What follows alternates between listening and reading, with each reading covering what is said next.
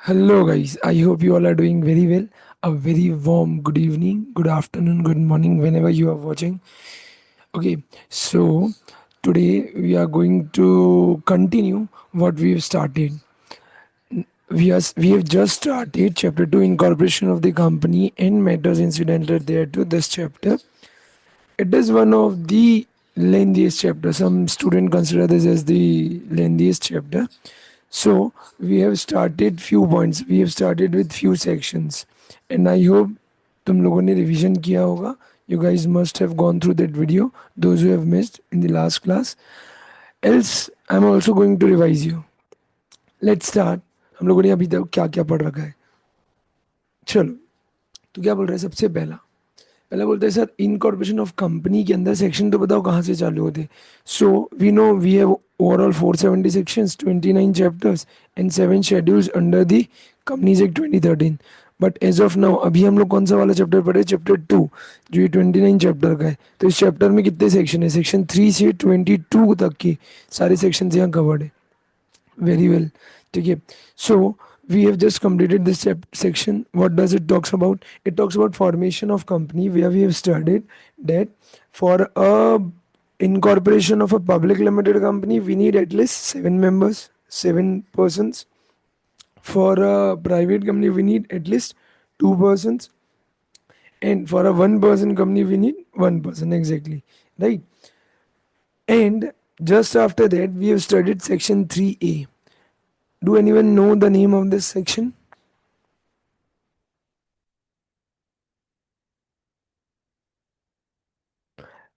Members severally liable in certain cases. Yes. So what does it says? It says that अभी आपने section 3 में पढ़ा ना कि कम से कम 7, 2 और 1 लोग तो चाहिए कंपनी बनाने के लिए, कंपनी को एग्जिस्टेंस में लाने के लिए. But what happens when this person are reduced, like 6 लोग हो गए, एक जन छोड़ के चले गया तो क्या होगा. तो ये बोलते हैं ठीक है ना, अगर ऐसा कुछ हो गया आपकी इसमें सब्सक्राइबर्स कम हो गए जो स्टेचुटरी लिमिट है, so what you can do, you at a certain time limit. ठीक है, उसमें जो भी कंटिन्यूइंग मेंबर्स है, they need to appoint someone else also to their as a subscriber or as a member, like उनको वो जो स्टेचुटरी क्राइटेरिया उसको फुलफिल कर लेना है. ठीक है, जैसे हमारी पब्लिक लिमिटेड कंपनी में वी फॉल अराउंड 5 पर्सन्स. ठीक है, तो 2 पर्सन शॉर्ट हो गए. तो हमको क्या करना था, एक 6 महीने का टाइम पीरियड था, जो 5 लोग बचे थे उनको उतने मेंबर्स को वहाँ पे लाके, मतलब उतने मेंबर्स वापस से स्टेचुटरी लिमिट को कंप्लीट करना है. तो जितने भी, अच्छा अगर सर नहीं करे तो वी डिड अ बिजनेस. तो हम लोग पैसा कमा रहे, बिजनेस कर रहे हैं, और हम लोगों ने वो 5 मेंबर्स को इंट्रोड्यूस करके वहाँ पे लाके नहीं रखा. ठीक है, मतलब जो 2 मेंबर्स हैं उनको वापस और नहीं लाया, 7 लोग का लिमिट फुलफिल नहीं किया, और 6 महीने के ऊपर अगर हम लोगों ने बिजनेस किया, देन जो भी मेंबर्स बचे हुए थे, एग्जाम्पल के तौर पे 5, तो every member shall be can be personally liable and shall be liable, समझ लो, for the whole of the debts. Sir कौन सा वाला डेट, जो भी 6 महीने के बाद, 6 महीने का स्टेचुटरी टाइम पीरियड था हमारे पास कि हम लोग उसमें ढूंढ के ला लेते, बट वी हम लोगों ने रिस्पॉन्ड नहीं किया, हम लोगों ने नहीं लाया, तो उसके बाद की जितनी भी लाइबिलिटी होगी उसके लिए मेंबर्स पूरा पूरा लायबल होंगे. होप सो आप लोग को समझ आ रहा होगा. ठीक है, मेरी आवाज़ भी क्लियर आ रही होगी. ओके, तो हम लोगों ने ये पढ़ लिया था. इसके बाद हम लोग क्या पढ़ने वाले थे, हम लोग पढ़ने वाले थे, yes, whole of the debts of the company conducted during that period, exactly.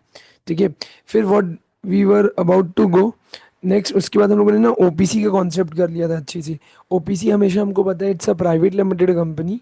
ठीक है, कौन बना सकता है सर, उसके लिए 3 कंडीशन थी. या तो अगर आपको मेंबर बनना है, या तो आपको नॉमिनी बनना है. तो दोनों केस में 3 कंडीशन है. सर क्या कंडीशन थी?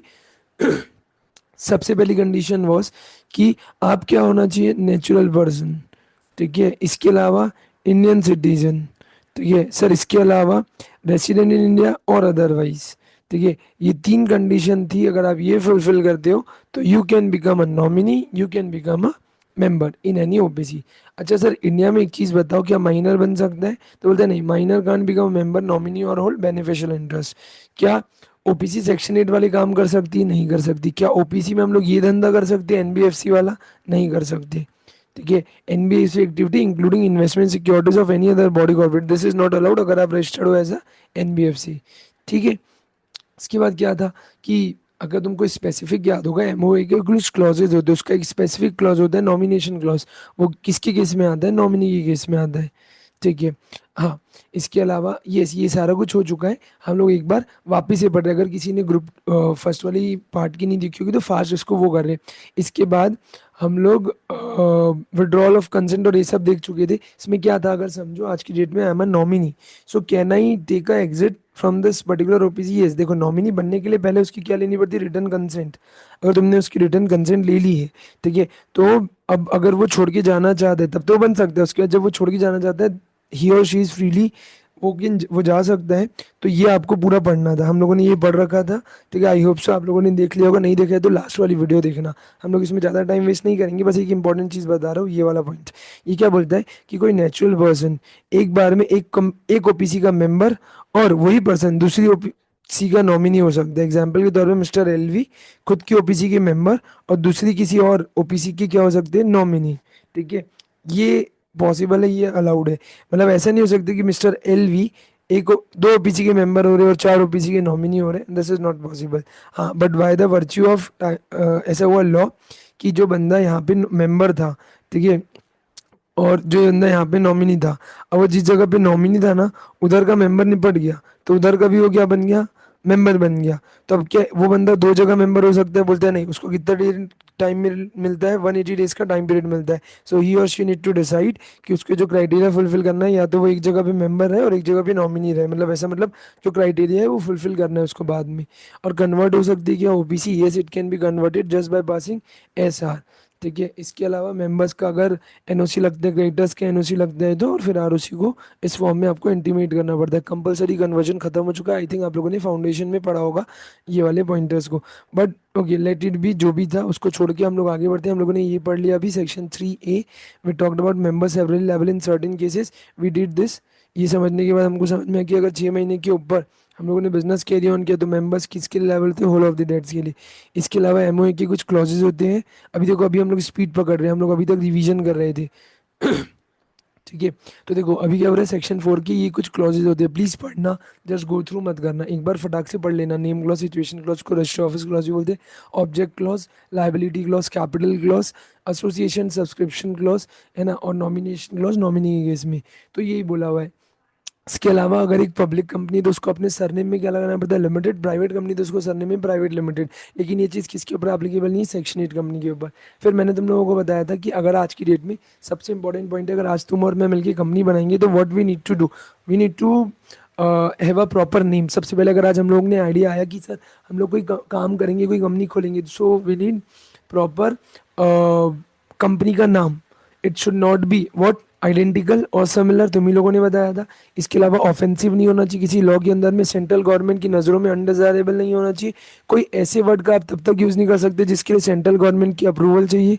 ठीक है, यहाँ पे आप ये नहीं बोलोगे किंग किंग क्वीन, वो तो समझ लो हमारे इंडिया में अलाउड ही नहीं है।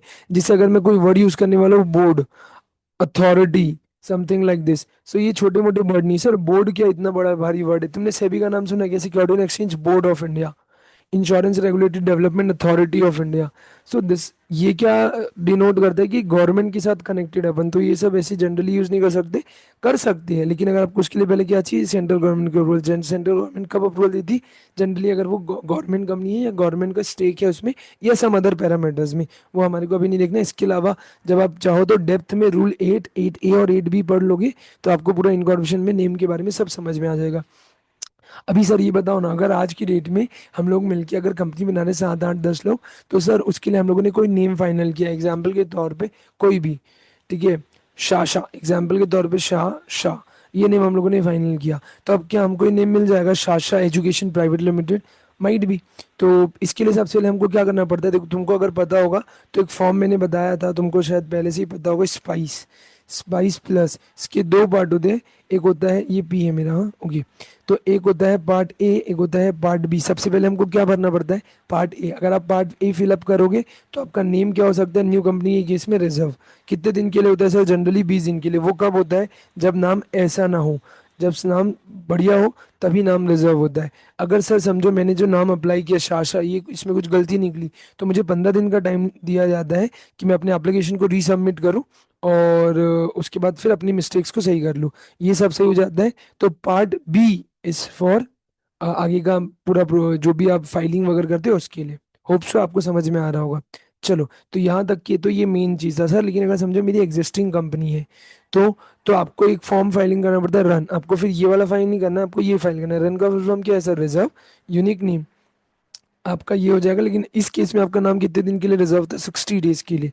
अच्छा, यहाँ पे आप हो तो वैसे तो आप जाके अपने मॉड्यूल बुक्स में पढ़ोगे तो आपको 1,000 रुपये की फीस लगती है। ठीक है, यहाँ पे जो नाम बुक होगा ना आपके एग्जिस्टिंग कंपनी के केस में, 60 डेज के लिए होगा। सो 60 डेज इतना ज़्यादा क्यों? क्योंकि ये कंपनी पहले से बनी हुई है। They need to have additional compliance burden. ठीक है, तो इनके ऊपर होगा, इसीलिए इनको थोड़ा सा ज़्यादा टाइम दिया जाता है। Let it be. ठीक है, अभी हमारे को उतना डेप्थ में नहीं जाना है। इसके अलावा सर ऐसा हुआ कि हम लोगों ने ये जो नाम लिया ना, शाह, शाह, ऐसा करके जो भी, ठीक है, तो हम लोगों ने जो नेम रिजर्व किया ना, गलत इन्फॉर्मेशन देके किया। अभी देखो, अभी हमारा नेम रिजर्व हुआ है, तो कंपनी बनी है कि नहीं हुआ है? सर नेम रिजर्वेशन के बाद कंपनी बनती है। देखो मैंने तुमको क्या बताया था कि सबसे पहले क्या अप्रूव होता है? Part A. पार्ट ए क्या होता है? नेम रिजर्वेशन का फॉर्म है। अगर ये अप्रूव हुआ तो क्या खुलता है ये, और इसमें आप एमओए ए और जो आगे की प्रोसीडिंग करते हो ये दोनों पूरा हो जाता है, तब आपकी कंपनी बन जाती है। फिर आपको सीओआई मिलता है, सर्टिफिकेट ऑफ इनकॉर्पोरेशन। तो सर अभी मेरी कंपनी बनी नहीं है, बनी नहीं है मतलब इनकॉर्पोरेट नहीं हुई है, मेरा नाम बस रिजर्व हुआ था। उतने में आरओसी को देख गया कि बेटा तू कुछ गलत कर रहा है, तो वो मेरे को सबसे पहले क्या करेगा? मेरा नाम कैंसिल करेगा। मैंने फर्जीवाड़े से नाम लिया, मैंने गलत इन्फॉर्मेशन देके नाम लिया, मेरा नाम हटाएगा, कैंसिल करेगा, काटेगा और बोलेगा 1,00,000 रुपए तक की पेनल्टी लगा सकता है। लेकिन अगर मेरी कंपनी बन गई सर, बन गई मतलब ऐसा हुआ इनकॉर्पोरेट हो गई, और उसी ने भी उस टाइम ध्यान नहीं दिया, और उसी को बाद में पता चला 4 महीने 6 महीने बाद, अरे भाई मिस्टेक हो गई, तो वो क्या कर सकता है? मेरे को डायरेक्शन देगा कि अपना नाम चेंज करो। कितने महीने के अंदर? 3 महीने के अंदर, बाय पासिंग ऑफ ओआर। ठीक है, और अगर मैंने नहीं किया तो मेरे खिलाफ क्या एक्शन लिया जा सकता है? स्ट्राइक ऑफ या वाइंड अप। स्ट्राइक ऑफ या वाइंड अप समझ से कंपनी को मार देना, खत्म कर देना। ठीक है, उसका जो कंपनी एक्ट के अंदर में जो आरओसी बुक मेंटेन करता है ना, उसमें से मेरा नाम काट देगा। स्ट्राइक ऑफ माय नेम आया।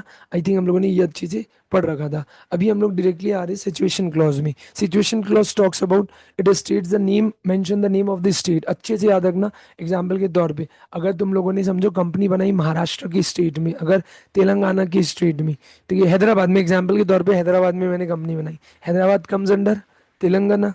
ठीक है, तो वहाँ पे क्या नाम मेंशन होगा? मेमोरेंडम ऑफ एसोसिएशन के अंदर में हैदराबाद होगा, हैदराबाद के अंदर का कोई एरिया होगा, सिकंदराबाद का नाम मतलब जो भी है वो सब होगा? नहीं sir.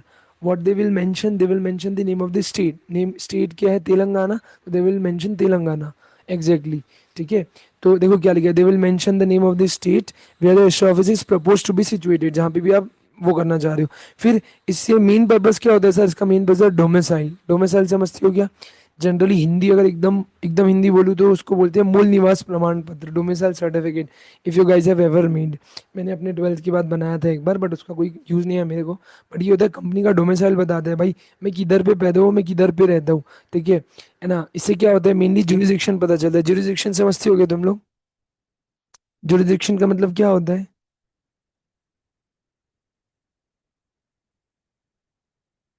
Jurisdiction, region, anyone else, anything?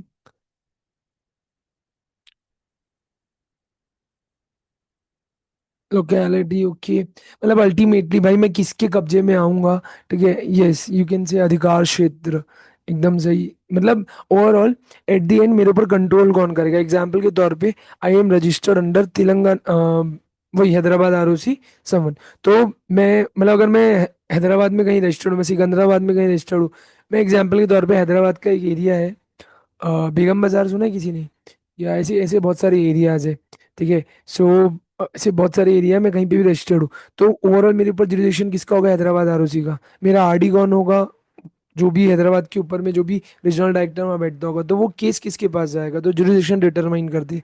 ठीक है, वहीं पे आपकी क्या रखी जाती है? बुक्स। इसके अलावा act as the address to which notice and the other communication can be send, of course. और ये सिचुएशन क्लॉज यानी कि आरओसी के बाद जो आपका रजिस्टर्ड ऑफिस क्लॉज होता है, वो आपको क्या बताता है? ये कि नोटिस और कम्युनिकेशन किधर भेजना है। आज हमको कुछ भेजना है, आरुषि को कुछ भेजना है और कंपनी को कुछ भेजना है, तो वो कैसे भेजेगी, यहीं के थ्रू भेजेगी। इसके अलावा हमने क्या पढ़ा था, ऑब्जेक्ट क्लॉज। ऑब्जेक्ट क्लॉज और डॉक्ट्रिन ऑफ अल्ट्रा वायर्स अच्छे समझना।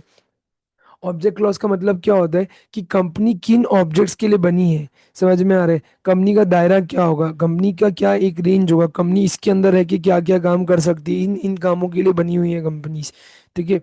इन एनी मैटर जो फर्दरेंस के लिए जरूरी, फर्दरेंस समझते हो, उससे रिलेटेड ये काम करने के लिए और भी कुछ चार पांच काम करने पड़ते होंगे ना, तो वो, तो वो लिखा है, इट इज वर्थ नोटिंग कि जो मेमोरेंडम ऑफ एसोसिएशन है वो आप चाहो तो टाइम टाइम अल्टर भी कर सकते हो। एग्जाम्पल के तौर पे समझो, अभी तक की मैंने जो कंपनी बनाई वो केवल एजुकेशन करती थी।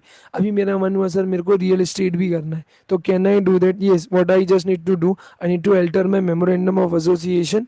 ठीक है, जिससे कि मेरा ऑब्जेक्ट क्लॉज अपने आप ही क्या हो जाएगा, वाइडन। ठीक है। और अल्ट्रेशन हमेशा क्या होता है, प्रोस्पेक्टिव इफेक्ट होता है, रेट्रोस्पेक्टिव नहीं होता। आई होप ये तुमको बचपन से पता होगा, डेप्रिसिएशन वगैरह में सुना होगा, रेट्रोस्पेक्टिव और प्रोस्पेक्टिव क्या होता है।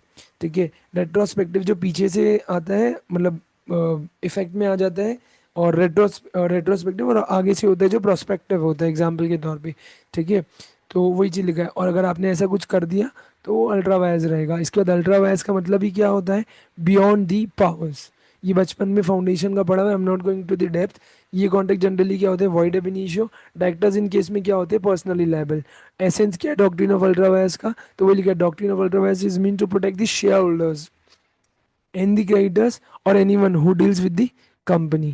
ठीक है। तो है इसके अंदर भी बहुत सारी बातें, अभी हम लोग नहीं जा रहे। ओके।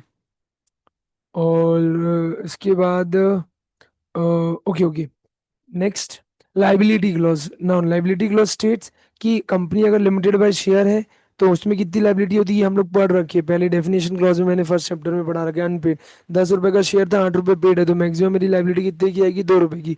गारंटी क्या होता है, जब कंपनी बंद होती है ना, तो मैंने अभी जितना प्रॉमिस किया, अंडरटेक किया कि मैं उसके असेट्स के लिए जितना कम पड़ेगा उतना ला के दूंगा, तो that is company limited by guarantee. जैसे मैंने भाई, हम 5 लोगों ने मिलकर गारंटी दी कि भाई हम लोग इतना इतना 1000 रुपए, इतना इतना लाख रुपए ला के देंगे जब कंपनी वाइंड अप होगी। जनरली गारंटी कंपनी किस केस में बनती है, सेक्शन 8 टाइप से जो बनती है ना, उसमें लिमिटेड बाय गारंटी होता है। कैपिटल क्लॉज क्या होता है sir, capital clause in the case of a company having a share capital shall state authorized nominal capital and division thereof, of course। समझो, जैसे कि अगर मेरा ओवरऑल 5 लाख का कैपिटल है, अब इस केस में मेरा अभी 1 लाख रुपए पेड अप है, this is my authorise capital, this is my paid up capital. तो क्या बताएगा, जैसे मेरे यहाँ समझो 50,000 शेयर्स है at the rate 10 rupees each.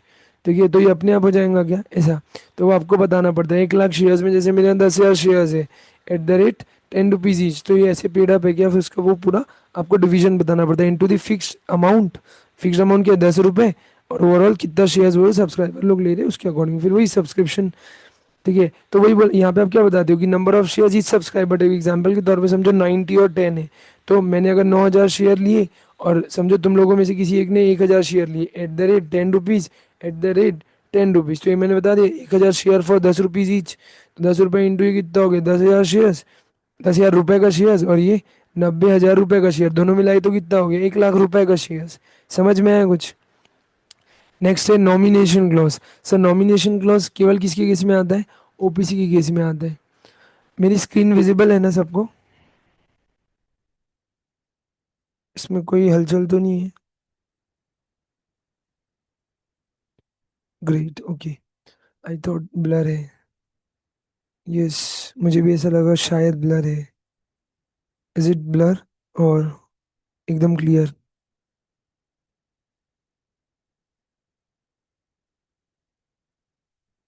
Can you please respond me guys. सबका क्लियर है ना, ओके। चलो, नेक्स्ट है section 5। Sir what this talks about, okay okay, so section 5 AOA, it talks about AOA। so what does this AOA and all, तो ये क्या बोल रहे हैं सर, अभी आ जाओ आर्टिकल ऑफ एसोसिएशन में। Article of association in general होते हैं इंटरनल रूल्स एंड रेगुलेशंस, देखो यहाँ लिखा भी होगा, internal rules and regulation for the management, company कैसे चलेगी, कंपनी को कैसे चलाया जाएगा, उसके बारे में। तो आर्टिकल क्या बताते हैं, कॉन्ट्रैक्ट किसके बीच में, कंपनी और उसके मेंबर्स के बीच में, और मेंबर्स के बीच में ओवरऑल में। तो वही बताया जाए, इसके important, very very very important point आ जाता है एंट्रेंचमेंट का। तो एंट्रेंचमेंट क्या होता है सर, तो देखो एंट्रेंचमेंट का मतलब होता है किसी भी कंपनी के अंदर हम लोग के आर्टिकल्स में अलग अलग क्लॉजेज होते हैं, तो किसी भी क्लॉज को थोड़ा सा चेंज करने का जो प्रोसेस है ना, एकदम अच्छे से समझना, उस प्रोसेस को थोड़ा सा हार्ड कर देना, स्ट्रिक्ट कर देना, then SR. In case of SR मेरी बात समझो, जैसे कि अगर आज की डेट में कोई काम करना है, एग्जांपल समझो मेरे को कोई डायरेक्टर अपॉइंट करना है, डायरेक्टर रिमूव करना है, सबसे बेस्ट है ना। एग्जाम्पल, आज हम 10 लोगों ने मिलकर कंपनी बनाई, 10 साल तक मेहनत करी, अभी समझो आप आने कंपनी एकदम बड़ी हो गई, अभी क्या हो रहा है, हमको इसके शेयर्स इशू करना है और पैसा मंगवाना है पब्लिक से, ठीक है। तो अगर हमको एक डर है कि अगर हम लोग इसके शेयर्स इशू करेंगे तो हमको क्या देनी पड़ेगी, equity. Now when we will give equity, बाहर वालों का कंट्रोल आ जाएगा, तो बाहर वाले बाद में आके हमको भगा सकते हैं। हम लोगों ने इसको अपने पसीने से सींचा है, मतलब we have made it, build it, ठीक है, सम वे। तो सर कैसे चलेगा, तो इस केस में ये बोलता है, ये जो पर्टिकुलर ये जो टॉपिक है, ये क्या बोलते हैं एंट्रेंचमेंट का, कि भाई यहाँ पे ना आपको एक काम करना चाहिए इस केस में। आप क्या डाल दो, उस पर्टिकुलर जो रिमूवल ऑफ डायरेक्टर वाला क्लॉज है ना, उसको आप थोड़ा सा स्ट्रिक्ट कर दो, हार्ड कर दो, चेंज करना। जो चेंज करने का प्रोसेस है ना, ऐसे ही कोई भी आके मेरे को रिमूव नहीं कर सकता। तो मैं बोला मेरे साथ 5 लोग हैं, अगर आपको उनको रिमूव करना है, हम 5 लोगों को, तो आपको, जैसे जनरली उस केस में क्या लगता था अभी तक 75% की अप्रूवल, हमने बोल दिया जब तक 100% लोग, या 100 नहीं, एग्जाम्पल के तौर पे 90% लोग हाँ नहीं बोलेंगे, तब तक आप लोग हमको रिमूव नहीं कर सकते। तो 75% से ये हार्ड है क्या, 90% की अप्रूवल, यस। तो इसी प्रोसेस को एक तरीके से एंट्रेंचमेंट बोला जाता है। अगर तुमको समझ में आया तो प्लीज़ समझना, एक बार और बता देता हूँ, अच्छे समझना, ठीक है। आर्टिकल्स के अंदर कुछ ऐसे प्रोविजंस होंगे जिसको आप contain, it may be altered only if, आप उसको तभी चेंज कर सकते हो, ठीक है, जब कंडीशंस क्या होगी, ज़्यादा रेस्ट्रिक्टिव और harder than those which are applicable in case of special resolution are met और कंप्लाइड विद।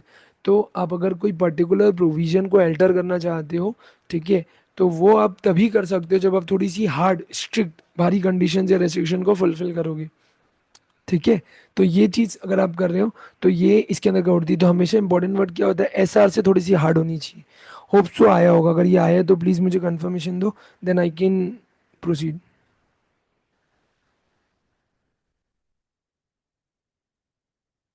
आया है क्या, ओके ग्रेट, ग्रेट। ये बाकी लोग बोलो ना, those who are in live in chat, okay great.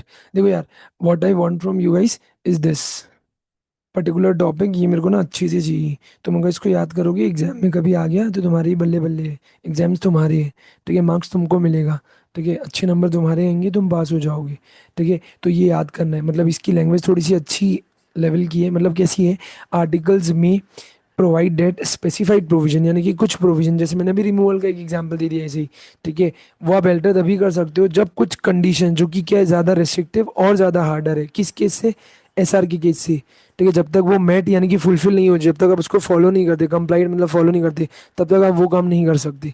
तो ये चीज़ है। ये प्रोविजन जनरली, अब देखो, दो तरीके से हो सकते हैं, समझो जैसे कि आज हम लोग नई कंपनी बना रहे हैं, हमको तभी पता था यार बाद में फ्यूचर में टेंशन होगी, तो हमने जब कंपनी बनाई तभी डाल दिया ओरिजिनली, या हमने उसको अल्टर करके किया बाद में। तो एक ओरिजिनली भी there in the way, shall give notice to the registrar for the entrenchment, जो कि आप आर्टिकल्स में चाहो, या तो फॉर्मेशन के टाइम पे या एग्जिस्टिंग कंपनी के केस में। अब देखो, फॉर्मेशन के टाइम अगर आप डाल रहे हो, तब मैं तुमको बताया था कौन सा फॉर्म फाइलिंग होता है, स्पाइस का, तो इस स्पाइस के फॉर्म में आ जाएगा। और अगर एग्जाम्पल के तौर पे समझो, अगर स्पाइस के फॉर्म में आप नहीं डाल रहे हो, ठीक है, मतलब अगर आप फॉर्मेशन के टाइम पे नहीं कर रहे हो, आपको लगा 2 सालों की कंपनी अब जरूरी हो गया है, तो अब आप कर सकते हो। तो एग्जिस्टिंग कंपनी के केस में तब कौन सा फॉर्म फाइलिंग करना पड़ता है, MGT 14। सर क्या करना पड़ता है, SR in case of public company, बड़ी कंपनी के केस में एसआर, और छोटी कंपनी के केस में सारे मेंबर्स। ये है क्या सर, ये तो बताओ, मेरी बात समझो, ये क्या बोलते हैं। अच्छा, एक चीज़ हमेशा याद रखना, जब जब एसआर पास होगा ना, तो अल्टीमेटली ये फॉर्म फाइल होता ही है, हमेशा याद रखना, मतलब मेजोरिटी ऑफ केसेस में, जनरलिटी ऑफ केसेस में यही होता है, ठीक है। तो मैं उसके तुम्हारे को डेप्थ में नहीं लेके जा रहा, बट जनरली समझना, एसआर अगर पास हुआ है, किसी कोई भी रिजोल्यूशन अगर एसआर के फॉर्म में पास हुआ है, तो MGT 14 आरओसी को फाइल होता ही है, ठीक है। इसके अलावा प्राइवेट कंपनी के केस में सर सारे मेंबर से पूछना है। हाँ, समझो आज जो मैं बता था ना कि 90% वाला अब अगली बार से फ्यूचर में करने के लिए रहेगा, तो ये आज की डेट में इंट्रोड्यूस करना है, आज की डेट में डालना है, तो कितने लोगों से पूछना पड़ेगा सर, अभी के टाइम पे अगर आज ये डालना है, तो अगर आपकी कंपनी कौन सी है, प्राइवेट है, तो सारे मेंबर से पूछना पड़ेगा, और अगर आपकी कंपनी पब्लिक है तो एसआर पास कराना। देखो, पब्लिक कंपनी वैसी बड़ी होती है, तो वहाँ एसआर पास कराना बच्चों का खेल नहीं होता है। तो इसीलिए तुमको लगे यार पब्लिक कंपनी बड़ी कंपनी, उसमें छोटा रेजोल्यूशन, और ये छोटी कंपनी उसमें इतना बड़ा, सारे मेंबर्स, यूनानिमस रेजोल्यूशन, एक तरीके से यूनानिमस क्या होता है, सबका एक सुर में हाँ, मतलब सबके सब हाँ बोल रहे हैं उस मीटिंग में, तब तो वो चीज़ हो पाएगी। तो देखो, प्राइवेट कंपनी के इसमें मैक्सिमम 200 ही मेंबर होते हैं, बट पब्लिक कंपनी के इसमें तो इन्फिनिटी है। So that is the logic, कि तुमको थोड़ा सा समझना पड़ेगा कि पब्लिक कंपनी में एसआर पास कराना ही बड़ी बात है, ठीक है। तो सर एसआर एसआर आपने बोला था ऊपर स्ट्रिक्ट नहीं होना चाहिए, देखो दोनों में कंफ्यूज नहीं होना। ये एसआर दूसरी चीज का बोल रहा है, ये एसआर दूसरी चीज का बोल रहा है। ये बोल रहा है अगर आज आपको ये एंट्रेंचमेंट इंट्रोड्यूस करना है किसी पर्टिकुलर प्रोविजन के लिए, तो आपको कम से कम ये लगेगा।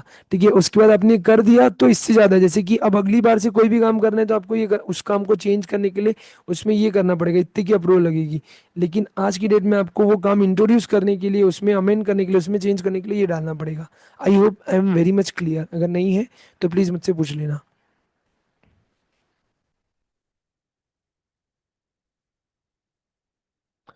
What is the third point at the formation of वाला, ये बताओ। ओके, देखो कुछ नहीं, एकदम इजी। ये क्या बोलना चाह रहा है, व्हाट इट वांट्स टू से, अगर आज मैं ना कंपनी बना रहा हूँ, आज मेरी कंपनी बन रही है, हम 7 8 लोग मिलकर कंपनी बना रहे हैं। हमको तभी पता है ना, आपने लवी सर से पढ़ा, लवी सर ने आपको पहले ही बता दिया कि भाई अगर आपको सेफर साइड में रखना है, आप कुछ स्पेसिफाइड प्रोविजन को पहले से ही एल्टर या थोड़ा सा स्ट्रिक्ट या हार्डर करके रखो। तो तुमने अभी कंपनी जब बन रही तब कौन सा फॉर्म फाइलिंग होता है, स्पाइस प्लस, उसी टाइम में आपने ये इंट्रोड्यूस कर दिया, ये वाला प्रोविजन एल्ट्रेशन का, एंट्रेंचमेंट का। ठीक है, और अगर समझो सर आपने पहले लवी सर से नहीं पढ़ा था, तो आपको पता ही नहीं था, आपकी कंपनी बन चुकी थी। अब आपको समझ में आया कि यार हमको तो उसी टाइम एंट्रेंचमेंट डाल देना था, बट चलो छोड़ो, अभी जब कंपनी बनी थी नहीं डाले, आज डाल सकते हैं क्या? हाँ। तो अगर आपकी एग्जिस्टिंग कंपनी है तो भी आप डाल सकते हो एंट्रेंचमेंट। अगर आपने एंट्रेंचमेंट किया तो आरओसी को किस फॉर्म में बताओगे, MGT 14 एग्जिस्टिंग कंपनी, और अगर न्यू कंपनी है तो स्पाइस के फॉर्म में बताओगे। ठीक है, अच्छा रेजोल्यूशन कौन सा पास करेंगे, ये बोलता है एसआर कब पास करना, पब्लिक कंपनी के केस में, प्राइवेट कंपनी के केस में, सारे मेंबर से पूछना। जब आप इंट्रोड्यूस करे, जब आप उसको लेके आ रहे हो कि अब अगली बार से ये काम ऐसे ऐसे कम से कम इतनी मेजोरिटी से होगा, तो आज जब उसको इंट्रोड्यूस कर रहे हो, तो प्राइवेट कंपनी का केस है ना, तो सारे मेंबर्स से पूछो कि भाई तुम लोग को रेडी है क्या, अगली बार से अगर हम लोग रिमूवल करेंगे डायरेक्टर का, तो कम से कम 90% लोगों की जब तक हानि होगी तब तक नहीं कर सकते ऐसा कुछ। तो ये इसमें चेंजेस करना होगा तो 90% लोगों को पूछना पड़ेगा, तब जाके ये समझ में, मतलब तब जाके ये होगा। तो आज हम लोगों को इतने लोगों से पूछना पड़ेगा कि प्राइवेट कंपनी के केस में इतने लोगों से, पब्लिक कंपनी के केस में इतने लोगों से। आया क्या समझ में? ठीक है, आराम से घर में पढ़ोगे ना तो आ जाएगा, एकदम बेसिक है। पक्का ना? देखो थोड़ा सा भारी टॉपिक है, I I agree with you, but एक बार क्लियर हो गया तो हो जाता है। ठीक है, okay. Shall I proceed? Okay. तो लिखा है मॉडल एओई क्या होता है सर, मॉडल आर्टिकल्स। तो लिखा है कंपनी चाहे तो सारे या उसकी कुछ रेगुलेशंस मॉडल आर्टिकल्स होते हैं, समझ में आ रहा है? जैसे तुमने पार्टनरशिप अगर में पढ़ा होगा, अगर आपके बीच में अग्रीमेंट नहीं है, तो अगर एक्ट में कहीं कुछ लिखा है तो वो अपने आप एप्लीकेबल हो जाता है। एग्जाम्पल के तौर पे अगर आपके बीच में प्रॉफिट शेयरिंग रेशियो डिसाइडेड नहीं है पार्टनर के बीच में, तो फिर कैसे हम लोग बांटते हैं, इक्वल इक्वल। ठीक है, तो बस वैसे ही वाला ये भी है। तो अगर आप चाहो तो सारे या कुछ स्पेसिफाइड रेगुलेशंस को क्या कर सकते हो, वो अडॉप्ट कर सकते हो। But if any regulation of model है, क्या हो रहा है, ना ही एक्सक्लूड किया है ना ही मॉडिफाइड किया है, तो वो ऑटोमेटिकली ही अप्लाई होती है। मतलब अल्टीमेटली अगर आपने कुछ एक्सक्लूड नहीं किया तो वो इंक्लूडेड हो जाएगा, समझ लो। ठीक है, नेक्स्ट आ जाओ directly, doctrine of constructive notice. Sir ये सब तो हमने फाउंडेशन में पढ़ा है बाबू, देखो ऐसे है, तुमने पढ़ रखा है, अच्छी बात है। मैं ज़्यादा इसके डेप्थ में मैं भी नहीं जा रहा, बट इट कैन कम। तो तुमको क्या करना पड़ता है, ठीक है, ये जब हम लोग कंपनी बनाते हैं ना, मॉडल ये वहीं पे तुमको दिख जाता है। ठीक है, तो तुम लोग इसको प्रैक्टिकल लाइफ में देखोगे, जब कंपनी बनती है ना, तो स्पाइस का जब फॉर्म खुलेगा ना, तुमको वहीं पे दिख जाता है वेदर यू वांट, तो तुमको टिक करना पड़ता है, राइट रॉन्ग जो भी, मतलब उसको अगर आप चेंज करना चाह रहे हो, नहीं या वैसे का वैसा पूरा पूरा लागू करना चाह रहे हो। अभी मैं यहाँ पे नहीं दिखा सकता, मेनली रेगुलर क्लासेस में हम लोग देखते हैं, it will be a very time taking process. ठीक है, कभी अगर टाइम मिला तो यूट्यूब में कभी वीडियो अगर बना के डाल दूंगा कि हाउ इट लुक्स। ओके, चलो आओ वापस आओ, डॉक्ट्रिन ऑफ कंस्ट्रक्टिव नोटिस में क्या बता रहा था, ये फाउंडेशन का पार्ट है, बट एक बार हम लोग गो थ्रू कर रहे हैं, मतलब मेनली फाउंडेशन में उन्होंने पूछता है, जनरली पूछते हैं हम लोग, इंटर में भी है, दे कैन आस्क, बहुत टाइम से पूछा नहीं तो दे कैन पूछ सकते हैं अभी। तो लिखा है all those who are dealing with the company, ठीक है, are deem to be aware of what is stated in the memorandum articles in their true perspective, because both this documents are public document. कुछ नहीं है, अगर आज समझो तुम third party हो, मेरे साथ आके डील कर रहे हो, ठीक है, अगर तुम मेरे साथ आके डील कर रहे हो, तो मैं डिम मान के चलता हूँ कि तुमको मेरी कंपनी का MOA एंड AOA ये दोनों के बारे में प्रॉपर नॉलेज है, तुम इसको पढ़ के आए तभी तुम मेरे साथ कोई काम कर रहे हो, है ना? और अगर सही में किसी पार्टी को क्या नहीं है, एक्चुअल नोटिस, नोटिस को नॉलेज मान सकते हो of the contents of the, कि तुम मेरे मेमोरेंडम आर्टिकल को सही में नहीं पढ़े हो, तुम्हारी गलती, मैं क्या कर सकता हूँ, मैं तो ये मान के चल रहा हूँ कि तुमको क्या कंस्ट्रक्टिव, कंस्ट्रक्टिव का मतलब ही होता है मान के चलना। ठीक है, तो this become public documents, and once they become a public document, when they become a public document, as soon as they get registered, तो जैसे ही पब्लिक डॉक्यूमेंट बन जाता है तो हम लोग मान लेते हैं कि आपको इसका क्या है, पूरा पूरा नॉलेज है। इसके अलावा देखो अभी तुमने ये बताया, किसी ने बोला सेक्शन 399, तो ये ऑफ कोर्स लिखा है। Please can you guys read this, अच्छे से रीड करना, काम आता है। अगर तुमने कभी ऐसा कोट करके आया ना, एग्जामिनर ऐसा भारी खुश होगा ना तुम्हारे को। ठीक है, अपनी आधी प्रॉपर्टी तुम्हारे नाम पे देगा अगर तुम ये 399 कोट करके आए तो। पढ़ लिए क्या?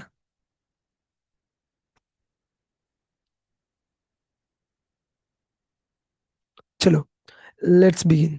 Next is a doctrine of indoor management. अच्छा समझो, सामने वाले को बाहर का नॉलेज होगा, अंदर का नॉलेज तो नहीं होगा, जो थर्ड पार्टी है। ठीक है, तो उसको तो बाहर का नॉलेज होगा, उसको अंदर का नॉलेज नहीं होगा। ठीक है, सामने वाले को बाहर का नॉलेज होगा, कंपनी क्या कर सकती है, कैसे कर सकती है, कंपनी ने जो काम जैसे करना था, जो इंटरनल डॉक्यूमेंटेशन है, साइनिंग वाइनिंग या अथॉरिटी वगैरह है, जो भी अंदर की चीजें है। ठीक है, is he suppose to know that? No. तो लिखा है peoples who are dealing with the company are entitled to presume, मान के चलते दैट इंटरनल प्रोसीडिंग और रिक्वायरमेंट जैसी होनी थी वो वैसी हुई है। मतलब कि एग्जाम्पल के तौर पे समझो, जो मेरे को रूल्स रेगुलेशन अंदर के तो अंदर ही अंदर मानना था, फॉलो करना था, वो मैंने इंटरनल प्रोसीडिंग और रिक्वायरमेंट फॉलो करी है। तो वही है rational of doctrine of indoor management. अब सर इंडोर मैनेजमेंट की डॉक्ट्रिन बनाई क्यों गई, लाई क्यों गई है? तो ये बोलते हैं rational of doctrine of indoor management. It says what happens internally in a company is not a matter of public knowledge. Simple सीधी सी बात है। An outsider can only presumes the intention of the company but not know the information he or she is not privy to. Can anyone tell me what is the meaning of this privy?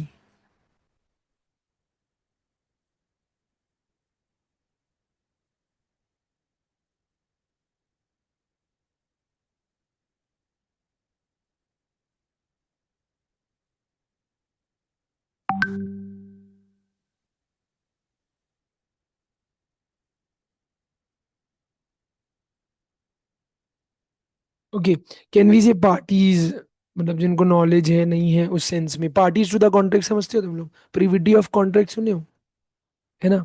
बस उसी से relate कर सकते हो, but not know about the information as he and she is not a pre video, मतलब वो उसका उनका पार्टनर, उनको क्या पता अंदर का अंदर क्या हो रहा है। तो जनरली यू कान से कि यार बाहर वाली पार्टी को अंदर का भी पता होगा, नहीं। समझो जो मेरा नेबर है उसको मेरे बाहर बाहर की चीज़ें पता होगी। ठीक है, what I do, how I do, लेकिन मैं अंदर में क्या कर रहा हूँ, कैसे कर रहा हूँ, हु नोस। ठीक है।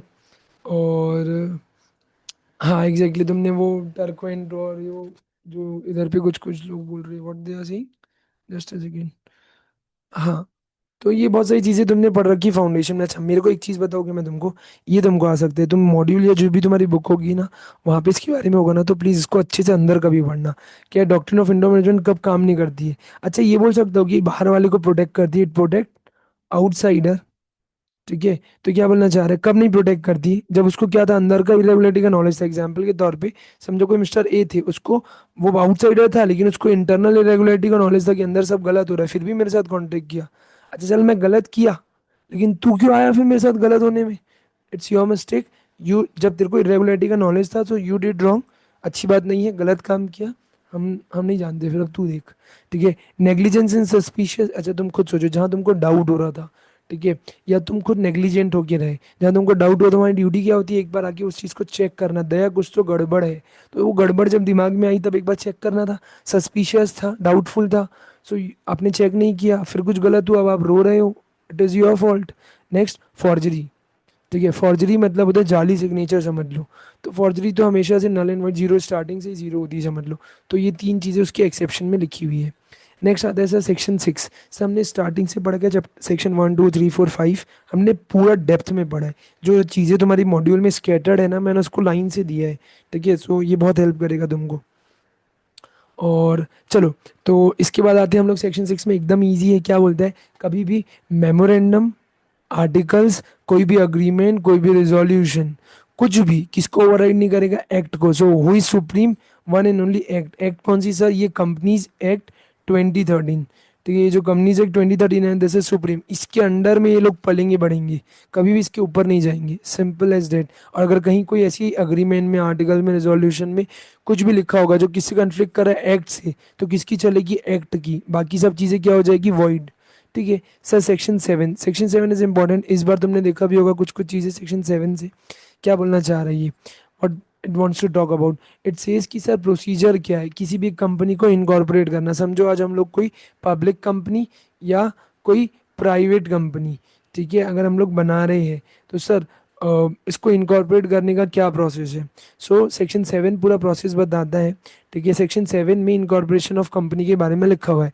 सो व्हाट, ये तुम्हारे मॉड्यूल में सेम टू सेम तुमको ऐसे एक चार्ट दिख जाएगा, ठीक है। ये क्या बोलना चाह रहा है, सबसे पहले आप क्या देखते हो, किस टाइप की कंपनी बनानी है, पब्लिक प्राइवेट, है ना, वो डिटरमाइन कर लोगे। फिर तुम नाम देखते हो कि नाम कौन सा अच्छा लग रहा है तुमको, वो नाम के लिए तुम क्या फाइल करते हो, एप्लीकेशन रिजर्व कराने के लिए।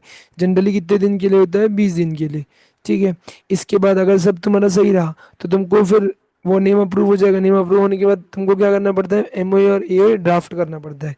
तुम जैसी एमओए ए अगर ड्राफ्ट कर लोगे, उसको सबमिट कर दोगे आरओसी के पास, आरओसी सब चेक करेगा। अच्छा, उसके साथ साथ आप जो भी बंदों को क्या बनाना चाह रहे हो डायरेक्टर, उनकी क्या ले लेते हो, कंसेंट, कि भाई तू रेडी अपने मन और इच्छा से आ रहा है, हम तुमको फोर्स नहीं कर रहे हैं।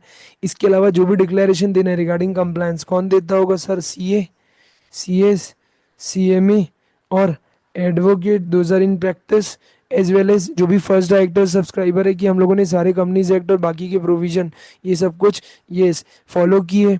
अच्छा, ये होने के बाद क्या होता है सर, सब अच्छा लग, अच्छा पहले अब आपको पेमेंट फीस देखो, बिना पैसे के कोई काम नहीं होता है, ठीक है। तो payment of the fees and the amount of stamp duty, उसकी वैल्यू के ऊपर आपको देना पड़ती है, ठीक है। आपने ये सब कर दिया, फिर आपको क्या मिल जाता है, सब अच्छा लगा उनको आरओसी वालों को, तो वो आपको देते हैं COI, that is certificate of incorporation. And अब आपको एक बार सीओआई वगैरह आ गया तो आपको आखिरी में फिर वो INC 22 और ये सब बाकी के बाद फॉर्म पढ़ोगे कि डिक्लेरेशन वगैरह देनी पड़ती है रजिस्टर ऑफिस क्लॉज के लिए, अगर आपकी रजिस्टर ऑफिस खुद की नहीं है या आपने जो भी फाइनल रखा है कॉरेस्पॉन्डेंस और ये वाला एड्रेस के ऊपर। बात की बात है, आ जाओ प्रोसीजर में आओ तो क्या बोले सर, सबसे पहले तो ये फुल फॉर्म याद रखना। स्पाइस का फुल फॉर्म क्या होता है, simplified proforma for incorporating company electronically plus, उसका मेन फॉर्म क्या है, NC 32। INC का मतलब होता है इनकॉर्पोरेशन का फॉर्म, ठीक है। इसके अलावा इसमें हम क्या फाइल करते हैं, EMOA और EOA। फिर डिक्लेरेशन कौन देता है, एडवोकेट, CA, CS, CME, ठीक है, कि हम लोगों ने सारे प्रोविजंस को जो कंपनी एक्ट की लगती है इन कंपनी ने फॉलो, प्रपोज कंपनी फॉलो कर रही है। फिर डिक्लेरेशन, अच्छा अगर हम लोग भी कुछ गलत देखे तो देखो हमारे ऊपर भी पेनल्टी लग सकती है ना, तो you should always be very much what we say alert, कि हम जो भी जगह पे साइन कर रहे हैं ना, साइन करने का पैसा है बाबू, तो अगर साइन करने का पैसा है तो तुमको बहुत अलर्ट होगी, विजिलेंट होगी काम करना पड़ता है, ठीक है। डिक्लेरेशन, ठीक है, डिक्लेरेशन फ्रॉम सब्सक्राइबर और फर्स्ट डायरेक्टर कि वो लोग ना ही कन्विक्ट हुए ना ही गिल्टी ऑफ फ्रॉड हुए, किस चीज़ में, लास्ट 5 साल में, since 5 years, regarding promotion, formation या मैनेजमेंट ऑफ कंपनी, ये 5 साल याद रखना। इसके अलावा पर्टिकुलर ऑफ सब्सक्राइबर, पर्टिकुलर को लिख सकते हो details, details of first directors, details of interest of the first director, interest क्या है, हम लोग कहाँ कहाँ इंटरेस्टेड है और कैसा क्या है पूरा ओवरऑल। इसके अलावा अगर हमारा दो एड्रेस है, जैसे कि कॉरेस्पॉन्डेंस का एड्रेस और रजिस्टर ऑफिस का एड्रेस अगर दोनों अलग है, एग्जाम्पल समझो मैंने टेम्प्रेरी ऑफिस अभी इधर खोली है, मैं मेरी मेन ऑफिस अभी बन रही है या समथिंग ऐसा कुछ है, तो मैंने अभी रजिस्ट्रेशन के टाइम पे कोई कॉरेस्पॉन्डेंस का एड्रेस दिया, कॉरेस्पॉन्डेंस मतलब हमारे बीच में जो भी बातचीत होगी उसके लिए उन लोग को एक एड्रेस दे रखा है। अब अगर मेरी कंपनी बनने के बाद वो चेंज होने वाली है तो वो दोनों आपको बताना पड़ता है, अगर कॉरेस्पॉन्डेंस है तो वहाँ पे एक कॉलम आता है, आपको सेलेक्ट करना पड़ता है, वो छोड़ दो। नेक्स्ट है ROC verified the documents and issue COI and with that CIN number allot होता है। और जी एक बार आपको एक बार अभी एग्जाम्पल की तरफ समझो, COI आ गया, it is a conclusive evidence. फिर लिखा incorporation documents are to be preserve permanently, ये तो है, ये इंपॉर्टेंट पॉइंट है, जिंदगी भर संभाल के रखना है। यार तुम अपने बर्थ सर्टिफिकेट 18 साल होने के बाद फाड़ थोड़ी नहीं देते हो, उसको जिंदगी भर संभाल के रखते हो ना। फिर सर अभी इंपॉर्टेंट पॉइंट इसको पढ़ो सब लोग।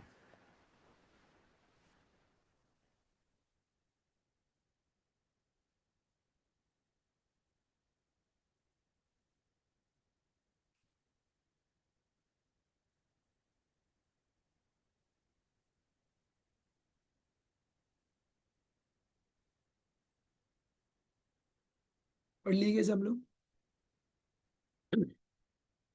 ओए पढ़ लिए क्या, समझ में आ गया आई थिंक।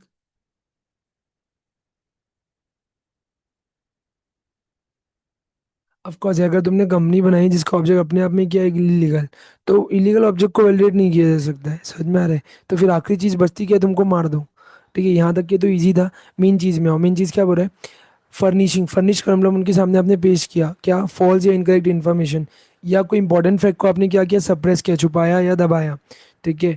तो at the time of incorporation, during the incorporation process, तो कंपनी के खिलाफ क्या चालू हो जाएगा, 447 में एक्शन। अच्छा, लेकिन अभी कंपनी बनी नहीं थी, अभी समझो एग्जांपल के तौर पे कंपनी बन गई थी, ऊपर नेम का पड़े थे, अभी किसका पढ़ रहे, वो एमओ एओ या कहीं पे भी कोई फर्जी इन्फॉर्मेशन दी। अरे मतलब समझो इसमें ना सब लायबल हो सकते हैं, anyone, it can be an expert, it can be C A C S C M advocate, whosoever, first director, subscriber जिसने गलत इन्फॉर्मेशन दी। लेकिन अगर कंपनी बन गई तब क्या होगा सर, पोस्ट इनकॉर्पोरेशन। तो जो प्रमोटर है, अच्छा ये पॉइंट्स प्लीज याद रखना, मेनली ये वाले पॉइंट को अच्छे से याद रखना, इसके ऊपर तुमको क्वेश्चन दिख जाएगा क्वेश्चन बैंक्स वगैरह में, पास में आईसीआई ने पूछ रखा है। प्रमोटर्स या जो पर्सन जिनका नाम फर्स्ट डायरेक्टर्स के तौर पे है, जिन्होंने डिक्लेरेशन दिया है, ठीक है, तो डिक्लेरेशन में तो सी एस लोगों ने भी दिया था ना, सब कहाँ लेवल होंगे, फॉरवर्ड जन। इसके अलावा ट्रिब्यूनल हमारे खिलाफ क्या ऑर्डर पास कर सकता है, रेगुलेशन ऑफ कंपनी या चेंजेस इन एमओए, एमओए में हमने कुछ गलती करी होगी तो उसको बोलेगा सुधारो चलो। इसके अलावा रेगुलेशन ऑफ कंपनी मतलब कंपनी चलाने का ऑर्डर दे देगा, ये करो वो करो ऐसे करो। इसके अलावा मेंबर्स की लाइबिलिटी अपने आप ही अनलिमिटेड कर देगा, नाम रिमूव कर देगा कंपनी के रजिस्टर से, या वाइंडिंग अप का ऑर्डर दे देगा, या जो ऑर्डर उसको सही लग रहा है। लेकिन कोई भी ऑर्डर पास करने के पहले हमेशा एक जनरल रूल है, फाउंडेशन में पढ़ा होगा, प्रिंसिपल ऑफ नेचुरल जस्टिस जैसे reasonable opportunity of being heard, सामने वाली पार्टी को भी सुनो, कभी भी आप ऐसे डायरेक्टली ऑर्डर मत पास करो। It is the general basic rule of law legal system. Hope तो समझ में होगा, दिस इज वेरी इंपॉर्टेंट जो तुमको सामने स्क्रीन पे दिख रहा है। ठीक है, अच्छे से याद रखना, उसमें जो बातें लिखी है, ऑर्डर ऑफ ट्रिब्यूनल क्या क्या ऑर्डर पास करेगा, कोई भी उसको कंफ्यूज नहीं होना। होप सो आ गया होगा। Let's start next topic, section 8। It is very good topic, वैसे तो इसके अंदर की कुछ चीज़ें तुम्हारी फाउंडेशन में पढ़ रखी है। देखो सेक्शन 8 का मतलब होता है ऐसी कंपनी जो किसके लिए बनी है, चैरिटेबल ऑब्जेक्ट, जनरली क्या प्रमोट करने के लिए, कॉमर्स, आर्ट, साइंस, ठीक है, स्पोर्ट्स, ये सब बेसिक अच्छी अच्छी चीज़ों के लिए। इंपॉर्टेंट पॉइंटर्स क्या है कि जो ये अपना पूरा पैसा कहाँ पे लगा दी, प्रमोशन ऑफ ऑब्जेक्ट। क्या डिविडेंड दे सकती है, नहीं। इसको लाइसेंस कहाँ से मिलता है, सेंट्रल गवर्नमेंट से। एग्जाम्पल के तौर पे, ठीक है, कोई भी अच्छी कंपनी तुम देख लो जो सेक्शन 8 कंपनी के तौर पे बन रही है, तो पहले सेंट्रल गवर्नमेंट उसकी पूरी स्क्रूटनी करती है, then after they allot proper certificate और लाइसेंस। ठीक है, इसके अलावा इनको अपने नाम के पीछे क्या नहीं लगाना पड़ता, हमने स्टार्टिंग में पढ़ा, लिमिटेड या प्राइवेट लिमिटेड। एग्जाम्पल के तौर पर रिलायंस फाउंडेशन बोल सकते हो, टाटा ट्रस्ट बोल सकते हो, लाइक ऐसी कोई अच्छी अच्छी क्लब सोसाइटी, मतलब इस सेंस के जो लोग होते हैं ना, उन लोगों को। इसके अलावा लिखा है मेमोरेंडम और आर्टिकल, वो आप तब तक अल्टर नहीं करोगे जब तक आप इसकी अप्रूवल नहीं ले लेते सेंट्रल गवर्नमेंट की। क्यों सर, क्योंकि पहली बार भी लाइसेंस किसने दिया था, सेंट्रल गवर्नमेंट, तो जब उसमें चेंजेस भी होगा तो सेंट्रल गवर्नमेंट की अप्रूवल लगेगी। ठीक है, जो पार्टनरशिप फर्म होगी वो वहाँ क्या बन सकती है, member. Important point was this कि पार्टनरशिप फर्म जनरली पर्सन ही कंसिडर नहीं होती, समझ लो, तो हम लोग उनको एलिजिबल नहीं मानते कोई भी कंपनी बनाने के लिए या कंपनी का पार्ट होने के लिए। लेकिन एक ही एक्सेप्शन था, दैट इज सेक्शन 8। तो सेक्शन 8 कंपनी का मेंबर कौन बन सकता है, पार्टनरशिप फर्म। इसके अलावा ओपीसी किस में कन्वर्ट नहीं हो सकती, सेक्शन 8 कंपनी में, मतलब ओपीसी को भी ये सब चीज़ें अलाउड नहीं थी, हमने ओपीसी में ही पढ़ा। इसके अलावा स्मॉल कंपनी कभी भी क्या नहीं बन सकती, सेक्शन 8, मतलब section 8 company small, small company section 8 नहीं हो सकता, दोनों का 36 का आंकड़ा है। ठीक है, हमने ये भी पढ़ रखा है चैप्टर 1 में। इसके अलावा सर अब आपको रजिस्ट्रेशन के लिए क्या करना पड़ेगा, ये बेसिक सी फॉर्मेलिटी फुलफिल करनी है। क्या, आपको जो भी डॉक्यूमेंट एप्लीकेशन के साथ देने, बहुत सारे डॉक्यूमेंट लगाते हैं भाई इसमें, मेमोरेंडम आर्टिकल्स दे दो, वही डिक्लेरेशन दे दो इन लोगों की। इसके अलावा इंपॉर्टेंट जो भी आपका नेक्स्ट 3 इयर्स का क्या होगा, एक फ्यूचर एनुअल इनकम और एक्सपेंडिचर, उसका एक एस्टीमेट दे दो। इसके अलावा कंपनी जो भी इस सेक्शन के अंदर रजिस्टर्ड है, उसको क्या चाहिए, प्रायर परमिशन किससे लेनी पड़ेगी, वही सेंट्रल गवर्नमेंट से। अगर उसको क्या चेंज करना है अपना मेमोरेंडम, और सेंट्रल गवर्नमेंट से जब उसको क्या चेंज करना है, आर्टिकल्स। लेकिन सब दोनों में सेंट्रल गवर्नमेंट क्या है, इंपॉर्टेंट चीज़ देखो, आरडी के पास एप्लीकेशन जाएगा अगर क्या चेंज हो रहा है, मेमोरेंडम, और आरओसी के पास जाएगा अगर क्या चेंज हो रहा है, आर्टिकल, कुछ नहीं। आरडी आरओसी का थोड़ा सा बड़ा लेवल समझ लो। ठीक है, तो बड़ी चेंज, मेमोरेंडम थोड़ा बड़ा होता है, मेमोरेंडम में चेंज करोगे तो किससे पूछना, आरडी से। और अगर आप आरडी क्या होता है, रीजनल डायरेक्टर, आरओसी के ऊपर आरडीज होती है, रीजनल डायरेक्टर। समझो एग्जाम्पल के तौर पे एक आरडी के नीचे 4-5 आरओसी होते हैं, मतलब एक आरडी अपने अंदर 3-4, 4-5, 5, कुछ भी हो सकता है, एनी नंबर ऑफ आरओसी को कंट्रोल करते हैं, समझ लो एग्जाम्पल के तौर पे। अभी के लिए जिनको नहीं पता है, जिन्होंने बेसिक लेक्चर में समझा होगा उनको तो बेसिक पता होगा, मतलब जो तुमने स्टार्टिंग में रेगुलर लेक्चर करे होंगे। बट एज ऑफ नाउ अपन ज़्यादा रिवीजन के अंदर डेप्थ में नहीं जा सकते, बट इतना समझ लो। ठीक है, रीजनल डायरेक्टर्स कैसे होता है, आरओसी, आरडीज, ट्रिब्यूनल्स, ऐसा चलता है प्रॉपर। फिर courts, high court, supreme court जो भी होते हैं वो सब कुछ वैसा हायरार्की लेवल। समझ में आया कि सर यहाँ तो अच्छा है, लेकिन गवर्नमेंट क्या चाहे, तो जो तुमको लाइसेंस दी थी ना, वो चाहे तो तुम्हारा वो जो हक है, जो लाइसेंस है, उसको छीन सकती है। तुमने क्या किया, कुछ तो भी हरकत कर दी। कोई भी हरकत करने के ऊपर अगर तुम्हारे खिलाफ कोई वो होगा, एविडेंस होगा, ठीक है, तो वो ऑर्डर पास करेगी। ऑर्डर पास करने के पहले तुमको क्या अपॉर्चुनिटी देगी, हमेशा अपॉर्चुनिटी ऑफ बीइंग हर्ड। ठीक है, तो तुमको पहले सुनेगी तुम्हारे खिलाफ क्या ऑर्डर पास कर सकती है, तो नीचे कुछ चीज़ें लिखी होगी वो देख लेना। पहले तो लिखा है सेंट्रल गवर्नमेंट, जो कि आज किसके पास पावर है, आरडी के पास, वो तुम्हारा लाइसेंस रिवोक कर सकती है। इसके अलावा कॉन्ट्रवीन एनी रिक्वायरमेंट, अगर आपने कोई कॉन्ट्रवेंशन किया है इस सेक्शन वगैरह का, तो आपको उसके ऊपर बत्ती बनी देगी। इसके अलावा आपके अफेयर्स कैसे चल रहे हैं फ्रॉड्यूलेंटली, आपका लाइसेंस कब रिवोक होता है, यही। तो अगर आपने फ्रॉड्यूलेंटली एक्ट किया है या ऑब्जेक्ट्स के जो भी आपके लिखा है उसका वायलेशन किया है, ठीक है, पब्लिक इंटरेस्ट में और prejudicial to the public interest, तो लिखा है where the licence is revoked, licence अगर रिवोक हो जाता है, सेंट्रल गवर्नमेंट में फर्दर और क्या कर सकती है, कोई भी ऑर्डर लाइक अमलगमेशन का, ठीक है, और विद अनदर सेक्शन कंपनी, ये सब फाउंडेशन का यार प्लीज़ अच्छे से पढ़ना इसको, ठीक है। विद सिमिलर ऑब्जेक्ट उनके साथ मिला देगी या वाइंड अप के लिए बोल देगी, उससे जो भी पैसा अगर बच गया एक्स्ट्रा तो वो किधर डाल देगी, इंसॉल्वेंसी बैंक्रप्सी फंड में डाल देगी। बेसिक है, प्लीज़ इसको याद रखना। ऐसे तो ये बचपन की चीज़ है, बट नो वन नोज, कभी फाउंडेशन की जगह इंटर में पूछ ले, ठीक है। होप सो ये आ गया होगा तुमको समझ में। नेक्स्ट आ जाते हैं सेक्शन 9 में। सेक्शन 9 क्या है सर, एकदम इजी, एकदम इजी, एकदम इजी। ये बोलता है इफेक्ट ऑफ रजिस्ट्रेशन, जैसे समझो आज ही कंपनी बन गई, कंपनी बनती तो हमारे को क्या मिलता है, सीओआई, और साथ साथ सिन नंबर। सीओआई का मतलब क्या होता है, सर्टिफिकेट ऑफ इनकॉर्पोरेशन। सिन का नंबर फुल फॉर्म क्या होता है, कॉर्पोरेट आइडेंटिफिकेशन नंबर, ठीक है। तो ये दोनों तीनों चीज़ मिल जाती है। अब जैसे ही हमारी कंपनी क्या हो गई, जिस दिन से इनकॉर्पोरेट उस दिन से सब्सक्राइबर अपने आप ही क्या बन गए, मेंबर्स। कंपनी का खुद का क्या हो गया, परपीचुअल सक्सेशन। इनकी खुद के पास पावर क्या आ गया कि वो अपने ऑपरेशंस खुद कंडक्ट कर सकती है, प्रॉपर्टी खुद खरीद सकती है। कंपनी क्या बन गई, body corporate. Power to sue and to be sued by its name, तो ये सब कुछ कर सकती है, तो ये पावर आ जाती है। जनरली जो तुम कैरेक्टरिस्टिक्स देखते हो ना, वो सेक्शन 9 के अंदर है, समझ लो, ठीक है। ये बेसिक है। फिर वही सेक्शन 10 इफेक्ट ऑफ एमओए, जैसी कंपनी बनी वैसी साथ साथ क्या बन जाती है, ये दोनों देख लो। एमओए जैसी कंपनी बन जाती है वैसी ये लोग भी आ जाते हैं, बाइंड करते किसको, मेंबर्स को, क्योंकि इन्होंने क्या किया था, साइन। तो क्या जितना भी मनी अब पेबल है किसके द्वारा, मेंबर के द्वारा, किसको, कंपनी को, तो वो एक तरीके का क्या बन गया, कंपनी का डेट। मतलब कंपनी उसको लीगली अब क्या करना चालू कर सकती है, वसूल करना चालू कर सकती है। समझ में आया क्या, आई होप सो आ गया होगा, ठीक है। तो चलो लेट्स बिगिन।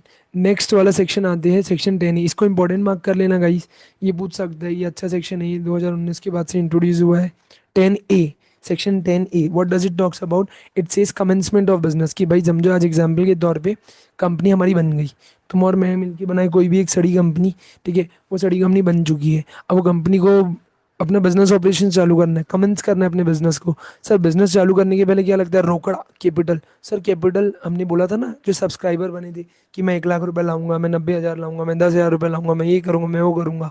तो दोज हु हैव प्रॉमिस्ड कि हम लोग इतना इतना पैसा कंपनी को ला के देंगे, so have they fulfil there promise. क्योंकि जब तक वो लोग उतना रोकड़ा कंपनी को ला के नहीं देंगे, कंपनी अपना बिजनेस कैसे चालू करेगी, बिजनेस कैसे कमेंस करेगी, बिना पैसे के कुछ नहीं होता है। तो बोले कंपनी जैसी ये एक्ट आया था, मतलब ऑर्डिनेंस आया था, एक्ट, है ना, और इसने ये बोला कि जिन भी कंपनी का क्या है, शेयर कैपिटल है, वो अपना बिजनेस या अपना ऑपरेशंस या अपनी बोरोइंग पावर तब तक यूज़ नहीं कर सकती जब तक उसके डायरेक्टर्स एक क्या नहीं देते, डिक्लेरेशन, किसको, आरओसी को, कितने दिन के अंदर, very important, very very very important, 180 days from the date of incorporation. देखो जहाँ लिमिट्स या ऐसे आते हैं ना, इसको अपने को अच्छे से इंपॉर्टेंट रखना है, तभी देखो वो रेड में हाईलाइटेड है, बहुत मेहनत से बनाए हैं नोट्स, ठीक है, ठीक है। और ये क्या, declaration by director with in 180 days of the incorporation, क्या कि जो सब्सक्राइबर है उसने जितना पेड अप वैल्यू का शेयर था, एग्जाम्पल के तौर पे समझो हम लोग 2 लोग थे, 2 लोग थे, 4 लोग थे, जो भी थे, एग्जाम्पल के तौर पे, हट जा भाई, ओके चलो, हाँ, समझो हम लोग 4 लोग थे, कौन, mister A, mister B, mister C और मिस्टर डी। हम लोगों ने, सब लोगों ने प्रॉमिस किया था कि हम लोग कितना कितना पैसा लेंगे, 25K, 25K, 25 की और 25 की।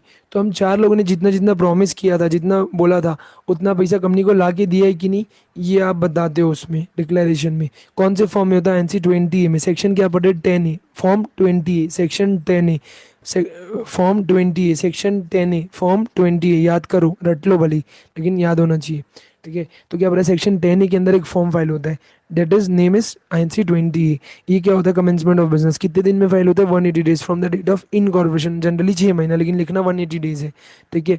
तो अच्छा, एक इंपॉर्टेंट चीज़ देखो, यहाँ पे भी हमारे लिए पैसे का बात आ गया, क्या, CA, CS या CMA, जो क्या है प्रैक्टिस में ओनली ये 3 ही लोग को अलाउ किया है, कि ये लोग इसको क्या करेंगे, ये जो डिक्लेरेशन डायरेक्टर देना है, सच बोल रहे हैं कि नहीं, ये 4 लोगों ने पैसा दिया है, इसको मैं भी साइन करके दूंगा, ठीक है, मतलब कोई भी सी ए सी एस या सी एम ए, जब तक वो उसको वेरीफाई करके ऑथेंटिकेट नहीं करेगा तब तक वो फॉर्म फाइल नहीं होगा।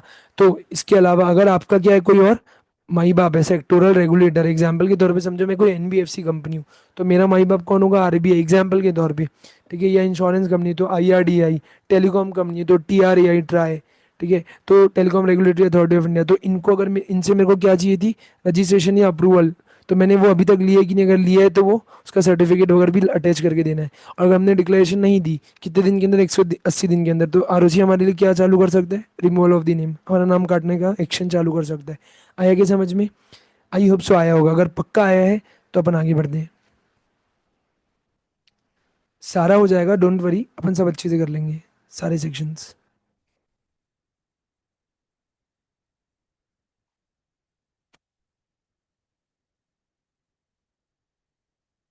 पक्का सबको आ गया ना?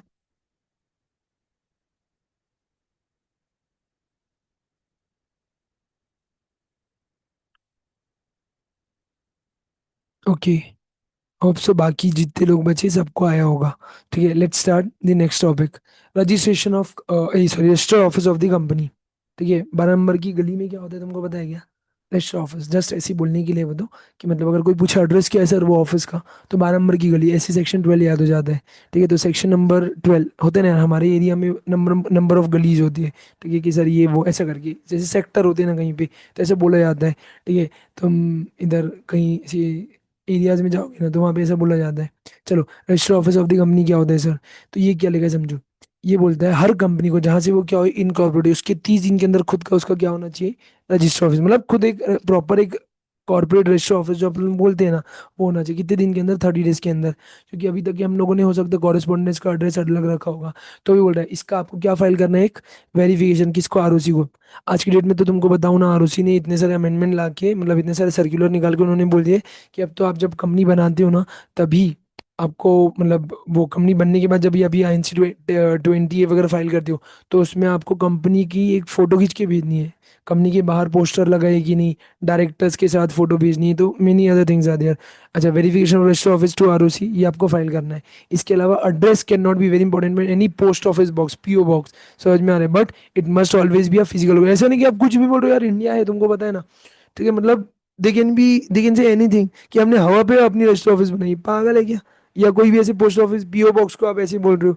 ठीक है, there should be a proper physical verification, जहाँ पे कोई होना चाहिए किस चीज़ के लिए, सारे डॉक्यूमेंट जो लीगल डॉक्यूमेंट उसको रिसीव कर सके इन दी नॉर्मल बिजनेस आवर्स। मतलब एक आपको ऑथोराइज बंदा होना चाहिए, भले डायरेक्टर हो या कोई और हो, जो वहाँ बैठा है पूरी ऑफिस की देख देख कर रहा है। क्या हो रहा था ना पहले, फर्जी बोगस बोगस बिल होते हैं ना, बस वैसी बोगस ऑफिसेज बन रही थी। शेल कंपनी तुमने सुना होगा, बहुत सारी ऐसी बन रही थी, एक ही एड्रेस में 10-10 कंपनी बन रही है। ठीक है, और कोई भी मतलब रेंटेड एड्रेस है या कोई भी ऐसा एड्रेस है जहाँ से आप कोई कुछ बिलोंग ही नहीं करता, किसी के भी नाम से कुछ कर रहे हैं। तो इसलिए आज की डेट में वेरिफिकेशन को मैंडेटरी कर दिया गया है, बहुत इंपॉर्टेंट है। ठीक है, इसके अलावा बोला है हर जगह जहाँ जहाँ कंपनी अपना बिजनेस कर रही है वहाँ पे क्या करेगी, या तो पेंट या चिपकाएगी। पेंट कर देना, अपना नाम को गुदवा देना, या वहाँ पे चिपका देना क्या, अपना नाम, अपना एड्रेस, जहाँ पे उसका रजिस्टर ऑफिस विजिट है, कौन सी जगह पे, एक अच्छी जगह पे, कॉन्स्पिशियस पोजीशन में, इन लेजिबल लेटर्स, लेजिबल मतलब जो देखने योग्य हो, समझने योग्य हो, that are visible, properly visible, legible होना चाहिए, समझने योग्य होना चाहिए। ठीक है, आपने कुछ भी लैंग्वेज में लिख दिया तो आपको देखना है। ठीक है सर, कौन सी लैंग्वेज होनी चाहिए, इन जनरल जो भी लोकल लैंग्वेज है उस जगह की। ठीक है, और एक इंग्लिश लैंग्वेज में ये होना चाहिए। एग्जाम्पल, अगर if I live in Maharashtra then it shall be Marathi. If I live in Bengal, then it can be Bengali. If I live in Gujarat, and if it is a Gujarati, then if I live in Hyderabad, Telangana, then Telugu, I hope Telugu language वहाँ पे predominantly चलती है, right, vernacular you can see, okay, generally होता है। Okay, now change it's name, अब name कर सकते हैं हाँ, अगर भी क्या बोलना चाह रहे हैं समझो।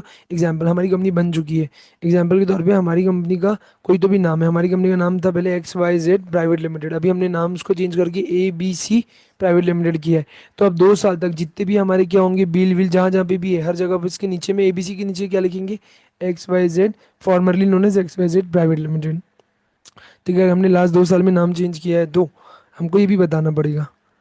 ठीक है, तो 2 साल में, अगर हमने पास्ट 2 साल में नाम चेंज किया तो ये हमको बताना पड़ेगा, अच्छे से पढ़ना उसको। ठीक है, इन केस ऑफ ओपीसी आपको हमेशा क्या मेंशन करना पड़ता है, ओपीसी 1% कंपनी ब्रैकेट्स में।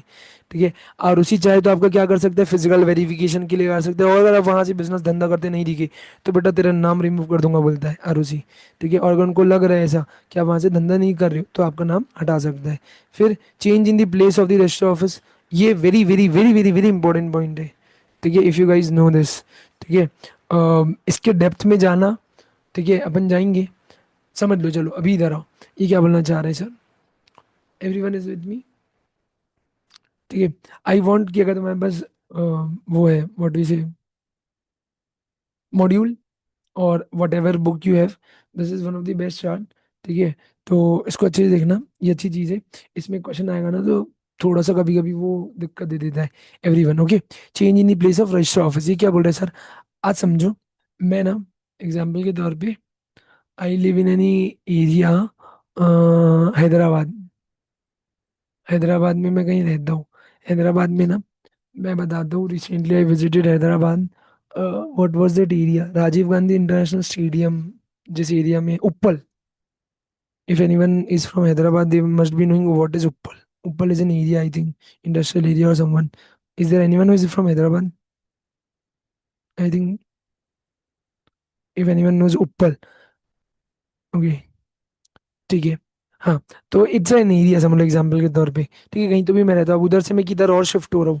हो सकता हो गया मैं अगर इसी एरिया में, समझो एक सिटी है, ठीक है, हैदराबाद के हैदराबाद में ही हूँ। ठीक है, no no guys, I am not from Hyderabad, I am from Raipur Chhattisgarh. Okay. वापस वापस वापस। तो मैं कहीं पे भी रहता हूँ यार, समझो मैं विद इन द सिटी कहीं पे भी चेंज कर रहा हूँ, वो सिटी के अंदर ही, within the city we, city, town और विलेज में वहीं के वहीं रहता हूँ और वहीं के वहीं चेंज कर रहा हूँ। आज उसी एरिया के लोकल एरियाज में चेंज कर रहा हूँ, इधर से उधर जा रहा हूँ। केवल क्या पास करने में को, board resolution.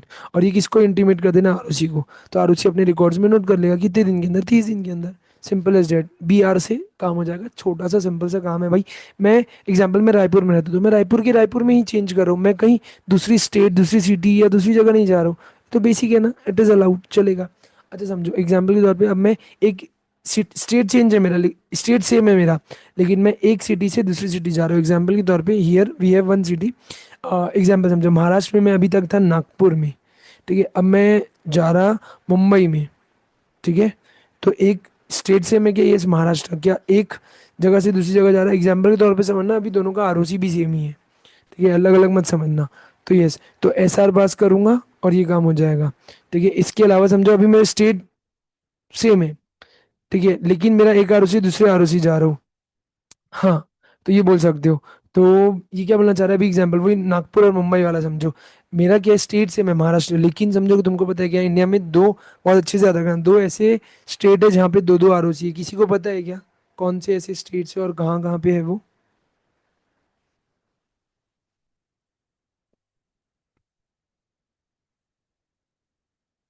Anyone? Okay, yes, Tamil Nadu and Maharashtra. Yes. तो ये बोल सकते हो। ठीक है, तो महाराष्ट्र और तमिलनाडु। ठीक है, दो जगह ऐसी स्टेट है जहाँ पे दो दो ROCs है।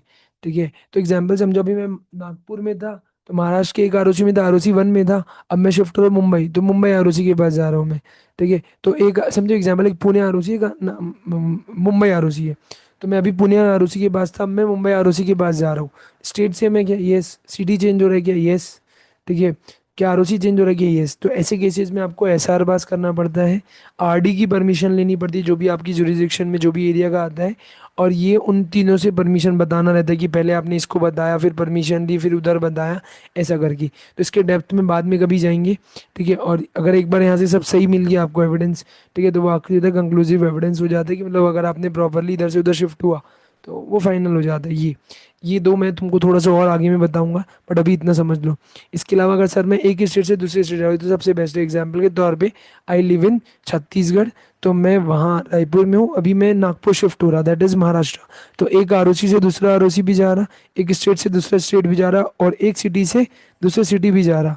ठीक है, तो one state, from one state to another state, तो अपने आप सिटी भी चेंज होती है, ROC भी चेंज होता है। तो SR पास करना है, गवर्नमेंट का जो अप्रूवल लेना है, या टाइम लिमिट के अंदर इसको फॉलो करना है, और आपको क्या मिल जाता है, नया COI। तो फिर आप रजिस्टर्ड हो जाते हो। ठीक है, इसको थोड़ा सा डेप्थ में तुम भी पढ़ना, मैं बाद में और बताऊंगा। नेक्स्ट है सेक्शन 13, अल्ट्रेशन ऑफ मेमोरेंडम। देखो हम लोगों ने एक सेक्शन पढ़ा था क्या, सेक्शन 4 और सेक्शन 5, मानते हो ये क्या था, एम ओ ए, ये क्या था, ए ओ ए। ठीक है, अब इन दोनों की अल्ट्रेशन, एम ओ ए की अल्ट्रेशन को कहाँ पढ़ेंगे 13 में, और इसकी अल्ट्रेशन को कहाँ पढ़ेंगे 14 में।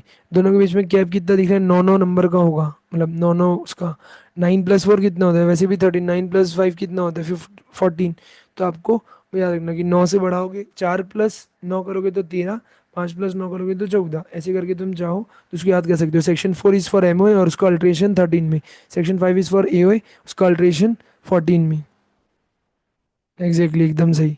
ठीक है, तो आ जाओ, ये अल्ट्रेशन मतलब होता है चेंजेस करना। देखो एकदम अच्छे से स्टार्टिंग में मैंने पहले अल्ट्रेशन डिफाइन किया है। अल्ट्रेशन का मतलब क्या होता है, या तो एडिशन या ओमिशन या सब्स्टिट्यूशन। ऐड करना, ओमिट कर देना, हटा देना, ठीक है, या सब्स्टिट्यूट करना, इसके बदले ये ऐसा। ठीक है, अल्ट्रेशन कैसे होता है जनरली, एसआर से। कंपनी क्या फाइल करेगी, आरओसी को। ठीक है, कौन से सेक्शन में, 61 में, बाय पासिंग ओआर, अगर आप क्या कर रहे हो, कैपिटल क्लॉज को कर रहे हो। ठीक है, बाकी अच्छा देखो, एक चीज याद रखना, सेक्शन 13 सारे ओवरऑल जनरली एमओए का पूरा अल्ट्रेशन बताता है, लेकिन सेक्शन 61 स्पेसिफिक कैपिटल क्लॉज का बताता है, अल्ट्रेशन ऑफ कैपिटल। तो अगर हम लोग कैपिटल अल्टर करेंगे तो कौन से सेक्शन को फॉलो करना है, 61 को। अगर उसके अलावा बाकी एमओए के क्लॉजेस को करेंगे तो सेक्शन 13। आया क्या, आई होप आ गया होगा। चलो आओ, अब क्या बोल रहे हैं सर, अगर आज में मेमोरेंडम के अंदर अंदर क्लॉजेज होते हैं, देखो जैसे एक होता है रजिस्टर ऑफिस क्लॉज, एक होता है नेम क्लॉज। तो अगर आज मैं नेम क्लॉज को कर रहा हूँ चेंज, तो मैं कब कर सकता हूँ, only by the permission of central government, जो आज की डेट में पावर दे दिया गया है by the, delegated to ROC by the central government. तो आपको मतलब at the end central government की परमिशन लेनी है। ठीक है, लेकिन अप्रूवल नहीं है। अगर आप केवल क्या चेंज कर रहे हो, प्राइवेट लिमिटेड, या जो प्राइवेट है, या तो प्राइवेट ऐड कर रहे हो या डिलीट कर रहे हो, तो इसमें नहीं है। अच्छा, ये जनरली क्या होता है, फिर लिखा है change of the name shall not be allowed, कब, अगर आपने डिफॉल्ट किया किसमें, एनुअल रिटर्न अंडर सेक्शन 92 में, और फाइनेंशियल स्टेटमेंट अंडर सेक्शन 137 में। सर अभी आप क्यों बता रहे हो, तो सेक्शन नहीं लिखा है, जस्ट कि तुम्हारा रिवीजन हो, सेक्शन ऐसे ही याद हो जाते। ठीक है। ठीक है, या जिसने अपनी जो भी डिपॉजिट था, ठीक है, वो मैच्योर हो गए थे, वो या उसका इंटरेस्ट, प्रिंसिपल या इंटरेस्ट अमाउंट जो भी बचा है, या डिवेंचर या उसका प्रिंसिपल अमाउंट या उसका इंटरेस्ट, ये सब मैं खा के बैठा हूँ दूसरे लोगों का। समझो, मैंने तुम लोगों से डिवेंचर का पैसा लिया है, डिपॉजिट्स के फॉर्म में पैसा लिया है। डिपॉजिट जिसको नहीं पता, आगे चैप्टर आएगा, एक तरीके का उधारी समझ लो, कंपनी ने उधारी लिया है लोगों का, मैं उधार का पैसा खा के बैठा हूँ। ठीक है, और मैं बोल रहा हूँ नेम चेंज करूंगा। तुमको लगता है कि गवर्नमेंट मेरे को हंसते हंसते अलाउ करेगी, हाँ बिंदास तू पैसा खा के बैठ, लोगों के साथ डिफॉल्ट कर, और तो नेम भी चेंज करने दे, ये फैसिलिटी भी मिलेगी, ये एडवांटेज भी मिलेगा, बिल्कुल भी नहीं।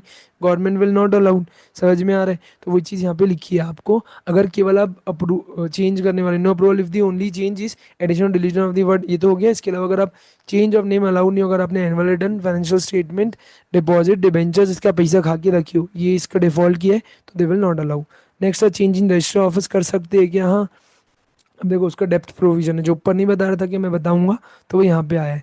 एक बार क्या तुम लोग इसको पढ़ोगे क्या, 1 मिनट, इसको प्लीज पढ़ के देखो। जो नहीं आएगा मैं बताऊंगा, मैं पूरा ही बताऊंगा, एक बार पढ़ के देखो।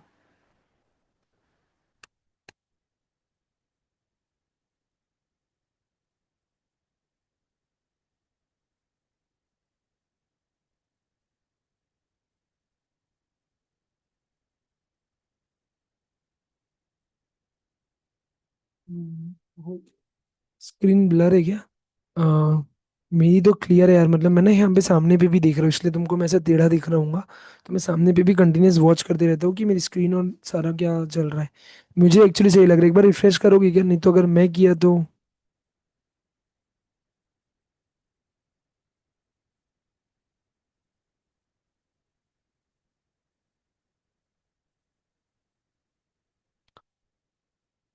मिया, इज इट क्लियर नाउ।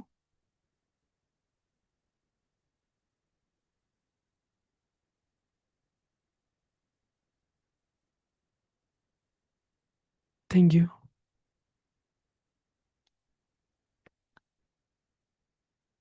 चलो, आई होप इतना पढ़ लिया होगा, एक थोड़ा सा और इतना भी पढ़ लो। या चलो यार, मैं ही पढ़ाता हूँ ना, मैं बैठा हूँ ना यहाँ। क्या बोल रहे हैं, what does it want to say, it says that अगर आप एक ही स्टेट से दूसरे स्टेट जा रहे हो, जैसे मैंने अभी इतने सारे एग्जांपल दिए, मैं इधर से उधर जा रहा, मैं छत्तीसगढ़ से महाराष्ट्र में जा रहा, तो मेरी क्या क्या चीज़ें चेंज होगी, तो उसमें बोल रहा है भाई, आपकी सिटी तो चेंज होगी, तो आपको अप्रूवल किसकी लेनी पड़ेगी, सेंट्रल गवर्नमेंट वहाँ लिखा है, लेकिन अभी पावर किसको दे दी गई है, सेंट्रल गवर्नमेंट के द्वारा।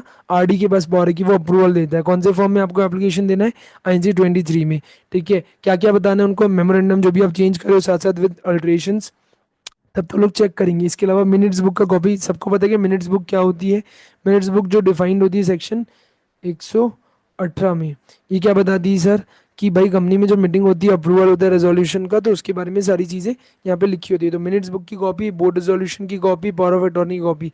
ऑफ कोर्स बोर्ड रेजोल्यूशन या पावर ऑफ अटॉर्नी किसके लिए होता है, जनरली जब कंपनी किसी एक डायरेक्टर को ऑथोराइज करती है कि भाई हमारे भी आप में तुम यहाँ साइन करना, ये करना, इनको ही फाइल करना, तो वो। इसके अलावा क्रेडिटर्स का लिस्ट और डिवेंचर होल्डर्स का लिस्ट, सर इनकी बारे में क्यों बताना, इससे क्या होगा, तो दे से क्या लिस्ट ऑफ क्रेडिटर्स और डिबेंचर इसलिए जरूरी है क्योंकि कल चल के ऐसा तो नहीं है, जैसे कि समझो एग्जांपल, मैं छत्तीसगढ़ स्टेट में हूँ, मैंने यहाँ के लोगों से उधारी ले रखा है, ठीक है, मैं कंपनी हूँ, ठीक है, और डिबेंचर होल्डर्स क्रेडिटर से उधारी ले रखा है, और इनको आज धोखा दे के मैं कहीं और शिफ्ट हो रहा हूँ, तो ये एक दिक्कत हो सकती है ना।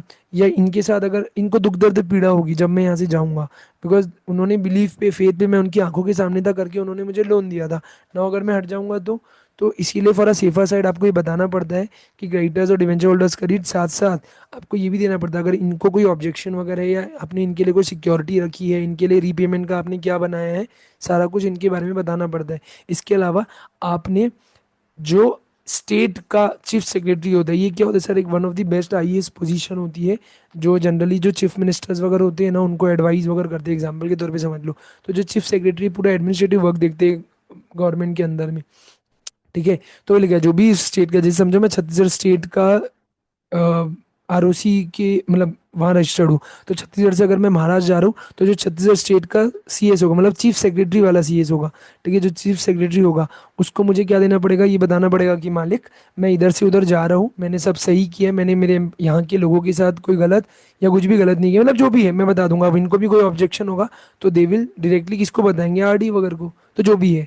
इसके अलावा एक्नॉलेजमेंट ऑफ सर्विस समझते हो, कि हमने इनको भी एक कॉपी दी थी, एक्नॉलेजमेंट मतलब उनके नॉलेज में आना चाहिए, तो उसका एक रसीद नहीं होता, रसीट वैसा टाइप से समथिंग, तो एक्नॉलेजमेंट ऑफ सर्विस की हमने आरओसी और किसको बता दिए, इसको, ठीक है। वो स्टेट गवर्नमेंट नहीं जाने देगा, फिर क्या करे, नहीं नहीं ऐसे नहीं जाने, ऐसा नहीं होता कि ऐसे नहीं जाने देगा, दे विल, अगर उनको कोई ऑब्जेक्शन है कि हमने कोई उधारी ले रखा है या कोई ड्यू है पैसा, एम्प्लॉयज़ के साथ यहाँ कुछ गलत करके जा रहे हैं, ऐसा कुछ भी, तो they will file their claim to the government, to the ROC RD, ठीक है, and they will then further decide. यार हियरिंग होती है ना, समझना, ये इतना इजी नहीं होता है, हमने बहुत सारे ऐसी कंपनीज का किया है, जैसे one company we did in the past few years back, Hyderabad से हमने इधर छत्तीसगढ़ शिफ्ट किया था आरओसी, तो दो आरओसी के बीच का चेंजेस था, सो हमने बहुत कुछ किया था, तो सब जगह ये होता है, तो it is not an easy process, सारा कुछ आपको सुनते समझते हैं, हियरिंग वगैरह हो सकती है, एवरीथिंग उसके बाद होता है, ठीक है। इसके अलावा आपको एडवर्टाइजमेंट देने कहाँ पे सर, वर्नेकुलर न्यूज़पेपर और English newspaper, vernacular I think local language आप लोग समझते होंगे,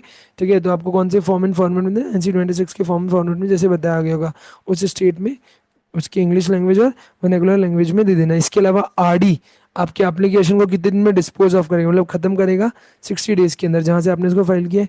फिर सर्टिफाइड कॉपी जो होगी आपको फाइल करनी, किसको, आरओसी को बताने की, देख भाई हमने आरडी से अप्रूवल ले लिया है, आरओसी तू भी अपने रिकॉर्ड्स में नोट कर ले, ठीक है। और जो नया वाला आरओसी होगा जहाँ पे अब आप जा रहे हो, वो आपको क्या कर देगा, नया वाला सिवाय दे देगा, पुराना वाला आपका नाम काट देगा और नया वाला आपका नाम वहाँ नए वाले में लिख लेगा, simple is that. Hope so आ गया होगा, ये बहुत बड़ा प्रोसेस है, ठीक है। मैंने इसको जितना शॉर्ट हो सकता था, अगर तुम कभी अपने मॉड्यूल से देखोगे, बिलीव मी तुम पागल हो जाओगे, जाके देखना, ये मॉड्यूल है तुम्हारा कहीं ना कहीं होगा, तो वहाँ से देखना, ठीक है। मैंने उसको जितना शॉर्ट हो सकता है किया है, you will love this, okay. इतना लिख दोगे वो खुश होकर मार्क्स देगा तुमको एग्जामिनर। नेक्स्ट होता है change in the object of the company. अच्छा ये वाला जो ऊपर पड़े, ये कब लिखना है, जब आप एक स्टेट से दूसरे स्टेट जा रहे हो, बहुत अच्छे से याद रखना, ठीक है। नेक्स्ट सर ऑब्जेक्ट क्लॉज में चेंज कर सकते हैं क्या, हाँ। अब लेकिन इसमें इंपॉर्टेंट चीज़ क्या था, जहाँ कंपनी ना बाहर वालों से पैसा मंगाए, एग्जाम्पल के तौर से समझो मैं, हम लोग कंपनी है, हम लोगों ने तुम 10 12 15 20 लोगों से पैसा मंगाया एग्जाम्पल के तौर पे, ठीक है, तो कंपनी ने रेस किया मनी किससे, पब्लिक से, through issue of prospectus, yes. और अभी भी वो जो हम लोगों ने समझो सब लोगों से 1 1 लाख रुपए लिया था, ठीक है, तो हाँ मॉड्यूल में देखो कितना बड़ा लिखा है, तो वही चीज़ है कि अगर अभी हमारा अमाउंट क्या है, अनयूटिलाइज अमाउंट पड़ा हुआ है, ठीक है, तो हम लोग तभी अपने ऑब्जेक्ट को चेंज कर सकते हैं only after passing an SR through postal ballot. I hope तुमको पोस्टल बैलॉट का प्रोसेस पता होगा, ठीक है। पोस्टल बैलॉट का प्रोसेस अंडर सेक्शन 110, मतलब ऐसे तो मेनली सेक्शन 110 इसको लागू होता है, मैं तुमको इसलिए सेक्शन बताता हूँ कि तुमको सेक्शन भी याद हो, जैसे मुझे याद है वैसे तुमको भी याद हो, ठीक है। तो पोस्टल बैलॉट के थ्रू आई होप तुमको पता होगा, नहीं पता है तो समझ लो क्या होता है, जब हम कंपनी के पास नहीं जा पाते हैं ना, जो कुछ इंपॉर्टेंट मैटर्स होते हैं, मोस्ट इंपॉर्टेंट मैटर्स होते हैं, उन मैटर्स के लिए कंपनी हमारे पास पहले क्या भेजती थी, पोस्ट के थ्रू बैलेट पेपर्स, जिसमें हम वोटिंग करते थे, अपना हाँ ना बता देते कि हम इसमें अग्री है नहीं है जो भी है। लेकिन आज की डेट में आज भी होता है ये, लेकिन अब क्योंकि कौन सा जमाना आ गया, ई वोटिंग का, तो postal ballot through e voting होता है। मतलब हमारे घर में हम चाहे ना, तो हमको यार ऑब्जेक्ट लॉस, जैसे मेरे को लगता है यार कंपनी को अपना ऑब्जेक्ट चेंज नहीं करना चाहिए। ये पूरा प्रोसेस कहाँ पड़ रहा है, अच्छे से याद रखना। कंपनी ने पैसा मंगाया पब्लिक से, अच्छा हर कंपनी पब्लिक से पैसा नहीं मंगा सकती, ठीक है, तो जो कंपनी पब्लिक से पैसा मंगा सकती है प्रोस्पेक्टस इशू करके, ठीक है, तो उसने पैसा मंगाया, हम लोगों ने 1 लाख रुपए मंगाया था, हमारा 80,000 यूज हो गया, 20,000 बचा है, समझो एग्जाम्पल के तौर पे जस्ट, ठीक है। तो अभी भी हमारा पैसा क्या है, इतना अनयूटिलाइज है, इतना तो हमने खर्चा कर दिया, इतना बचा हुआ है। और अब हम लोग क्या करना चाह रहे हैं, जिस चीज़ के लिए पैसा मंगाए थे शायद उससे हम लोग चेंज करना चाह रहे हैं ऑब्जेक्ट को, ठीक है। तो उसके लिए हम लोग केवल किसके थ्रू करेंगे, बाय पोस्टल बैलॉट थ्रू, ऐसा थ्रू पोस्टल बैलॉट। तो इससे क्या होता है, मेजोरिटी ऑफ लोगों से वोट करके हम पूछ लेते हैं।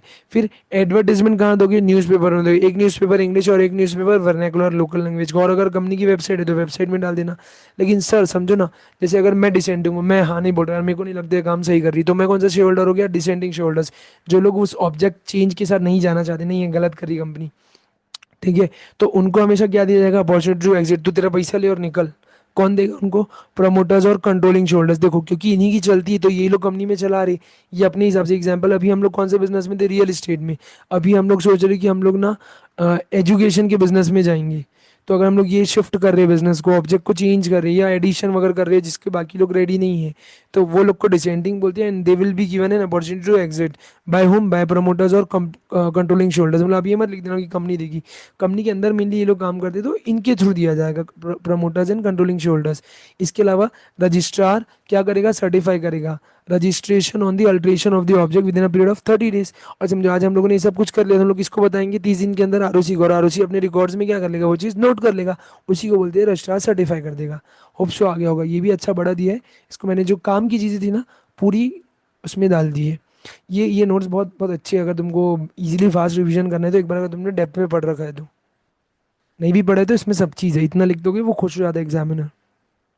होप सो आ गया होगा, अगर आ गया तो मैं आगे बढ़ता हूँ।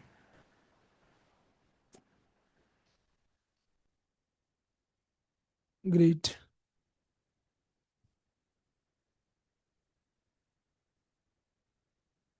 सबको आ गया क्या? ठीक है।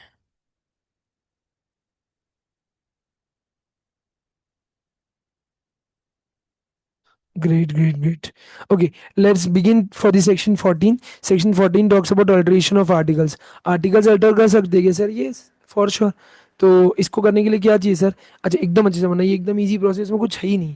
ये बोलते हैं सर अगर आप ये चेंज करना चाहते हो तो आपको क्या पास करना है, एस आर। अब इसमें ना दो तरीके का केस हो सकता है। या तो आप क्या थे, प्राइवेट कंपनी थे, आप किधर शिफ्ट हो रहे हो, अब आप पब्लिक कंपनी बनना चाह रहे हो। या आप क्या थे, पब्लिक कंपनी थे, आप किधर शिफ्ट होना चाह रहे हो, प्राइवेट। ये दो चीज़ समझते हो? अच्छा अगर तुम मुझे दिमाग लगा के बताओगे, मुझे ये बताओ बड़ी चीज़ क्या है, मतलब अनोखी चीज़ क्या है, बड़ी बात क्या है, प्राइवेट कंपनी से पब्लिक कंपनी होना कि पब्लिक कंपनी से प्राइवेट कंपनी होना, व्हाट इज बड़ी चीज़, what is important cheese.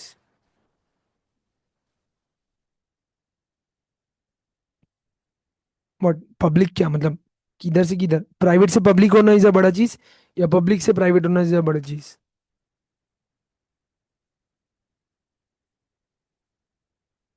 Public to, वाह वाह वाह, बहुत बढ़िया, जिसने भी दिमाग लगाया बहुत अच्छा चीज बोला। पब्लिक टू प्राइवेट, देखो प्राइवेट से पब्लिक होना इज अ बेसिक चीज। समझो प्राइवेट कंपनी क्या छोटी कंपनी बोल सकता हूँ, हाँ। समझो मैं पहले ही छोटी कंपनी था, 2 4 मेंबर्स वाली कंपनी था, हर किसी का सपना क्या होता है कि छोटे से बड़ा होना। तो प्राइवेट से पब्लिक होना इज लाइक नॉर्मल, मैं जिस सेंस में समझाना चाह रहा हूँ। लेकिन सर मैं पहले ही जायंट पब्लिक कंपनी हूँ, अब मैं प्राइवेट कंपनी बनना चाह रहा हूँ, सिकुड़ना चाह रहा हूँ, छोटा होना चाह रहा हूँ, what is this, why you are doing so. तो ये सामने वाले के सेंस में समझो, जिससे अपने को परमिशन लेनी है, तो उस सेंस में ये चीज़ बड़ी चीज़ है या यूनिक चीज़ है, ऐसा क्यों कर रहा है सामने वाला। तो जब ऐसा कुछ होता है ना, तो यहाँ पे मेनली हमको क्या समझना, अगर आप पहले ही क्या थे, पब्लिक बड़ी कंपनी थे, अबे आप क्या बन रहे हो, प्राइवेट। अबे पागल है क्या, ऐसा क्यों कर रहे हैं, डाउट होगा उनको, तब वहाँ पे किसकी अप्रूवल लेनी पड़ेगी, सेंट्रल गवर्नमेंट की। और सर अगर मैं क्या हूँ पहले ही प्राइवेट और पब्लिक और तो अप्रूवल अगर की नीड नहीं होगी। लेकिन मेनली आपको क्या करना है, अगर आप कहा पब्लिक कंपनी और किधर जा रहे हो, प्राइवेट में हो रहे हो, बड़ा था, छोटा हो रहा है, मैं जिस सेंस में समझा रहा हूँ, क्योंकि तू कंफ्यूज हो जाओगी। जनरली यार कोई क्या सोचता है, प्राइवेट से पब्लिक हो रहा है तो बड़ी अप्रूवल अप्रूवल ले लो। अरे भाई नहीं, आपको क्या समझना है, आप पहले ही क्या हो, पब्लिक कंपनी हो, अब बड़े हो, अब अपने ऑपरेशंस को कम कर रहे हो, लोगों को कम कर रहे हो, सब चीज़ें कम कर रहे होंगे। तो आपको किसकी अप्रूवल लगी, सेंट्रल गवर्नमेंट की। ठीक है, आपको एप्लीकेशन देना है, कितने दिन के अंदर, 60 डेज के अंदर, जहाँ से आपने क्या पास किया, एसआर, मतलब आपको एसआर पास करना है, उसके 60 दिन के अंदर आपको किसके पास जाना है। ठीक है, सेंट्रल गवर्नमेंट से एप्लीकेशन लगी कि मालिक हमारा ये सीन है, हम लोग पब्लिक से प्राइवेट कन्वर्ट होने वाले हैं, can will you allowed us. तो अगर उनको लगता है हाँ सब सही है तो वो होगा। ठीक है, तो वही जहाँ सेंट्रल गवर्नमेंट का मतलब ही क्या, आर डी। ठीक है, इसके अलावा इसकी कॉपी दे दोगे जो भी अल्ट्रेशन आप कर रहे हो, इसके बाद मिनट्स बुक जहाँ पे भी आपने रेजोल्यूशन वगैरह पास करे थे। फिर कैंप पे डिक्लेरेशन देंगे कि हमने सारी चीज़ों को फॉलो किया, कुछ भी गलत नहीं करे, एक्सवाइजेड जो भी सारी चीज़ें। और alteration and a copy of the order of the central government shall be filed with, of course वही चीज़ तो लिखा है, जो भी हमने सेंट्रल गवर्नमेंट से अप्रूवल लाया है और ये अल्ट्रेशन किए, किसको बताओगे, आरओसी को। आरओसी अपने रिकॉर्ड्स में नोट कर लेगा कि भाई देख हम लोग तेरे बाप से परमिशन लेके आए हैं। एग्जाम्पल के तौर पे हम जस्ट सेइंग दिस कि भाई हमने देख इतनी बड़ी पोजीशन से सेंट्रल गवर्नमेंट से अप्रूवल ले लिया है, अब भाई तू भी प्लीज़ नोट कर लेना। तो वो भी नोट कर लेगा। आया क्या समझ में, होप सो आ गया होगा। एक और सेक्शन पढ़ते, सेक्शन 15। ठीक है, सेक्शन, अच्छा इसमें अगर प्लीज़ डाउट है तो पूछ लो यार, कोई दिक्कत नहीं है। बट याद रखना मैंने बड़ा छोटा जिस सेंस में बोला है ना, तुमको हमेशा याद रह करके, अगर तुमको समझ में आए तो बढ़िया, नहीं आए तो बताओ, मैं और समझा दूंगा।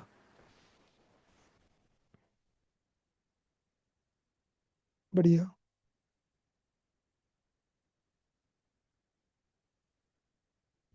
चलो, अल्ट्रेशन ऑफ मेमोरेंडम और आर्टिकल्स टू बी नोटेड, कुछ नहीं, अच्छा समझो, अभी हम लोग सेक्शन 13 में क्या पढ़े थे, अल्ट्रेशन ऑफ एमओए, 14 में एओए। इन दोनों में अगर मैंने अल्ट्रेशन किया है तो अभी हुआ क्या समझो, जैसे कि समझो मेरी कोई बुक है, अब आई डोंट नो तुमको ये दिखती है कि नहीं, ये बुक नहीं दिख रही होगी ना। अरे यार पता नहीं क्यों नहीं दिखती है, पेजेस ये दिख रहा है, मैं कुछ कुछ जैसे ऐसे करके चला रहा हूँ। ठीक है, मेरी बुक है, अब समझो मेरी ये इस अटेम्प्ट की बुक है, अभी अगले अटेम्प्ट में अगर अमेंडमेंट आ गया तो क्या मुझे अमेंडमेंट शीट डालनी पड़ेगी इसमें। अगर मैं कोरी बुक, ये केवल ये बुक ऐसे ही दे दूंगा बच्चों को, तो ये चलेगा क्या, नहीं चलेगा। ठीक है, तो वो बिना अल्ट्रेशन वाली होगी ना। वैसे ही समझो अगर मैंने बहुत सारी अल्ट्रेशन, मतलब बहुत सारे मेमोरेंडम आर्टिकल्स की कॉपी है मेरे पास, तो हर कॉपी क्या होनी चाहिए, अल्टर। तो लेकिन एवरी अल्ट्रेशन कहाँ पे डालना, आप एमओए की हर कॉपी में, बस ये बोले, कोई काम का है क्या, नहीं सर इतना काम का नहीं है। समझ में आया क्या तुमको, होप सो आ गया होगा। चलो नेक्स्ट सेक्शन में आओ। ठीक है, section 16 talks about rectification of name of the company. Sir ये क्या बोलना चाह रहा है, एकदम इजी समझना। ये क्या बोलते हैं सर, 16, सेक्शन 16, 16 की उम्र में ना तुम्हारा नाम बनना चालू होता है, जब तुम मतलब 9th 10th में हो तो ना, अगर समझो तुम्हारा 10th में मेरिट वेरिट आ गया तो मार्केट में फुल इज्जत हो जाती है ना, अपने कजिन्स वजिन्स में, सब जगह, अरे भाई ये लड़की, अरे भाई ये लड़का, एक नंबर मार्केट में इसका इतना नाम हो गया है, हर कोई इसको वो कर रहा है, बस वैसे ही। तो 16 की उम्र में क्या बनता है, नाम। तो हमेशा रखना नेम के लिए सेक्शन 16, ऐसा बोलना चाह रहा हूँ मैं जस्ट। ठीक है, तो section 16 talks about rectification of name of company.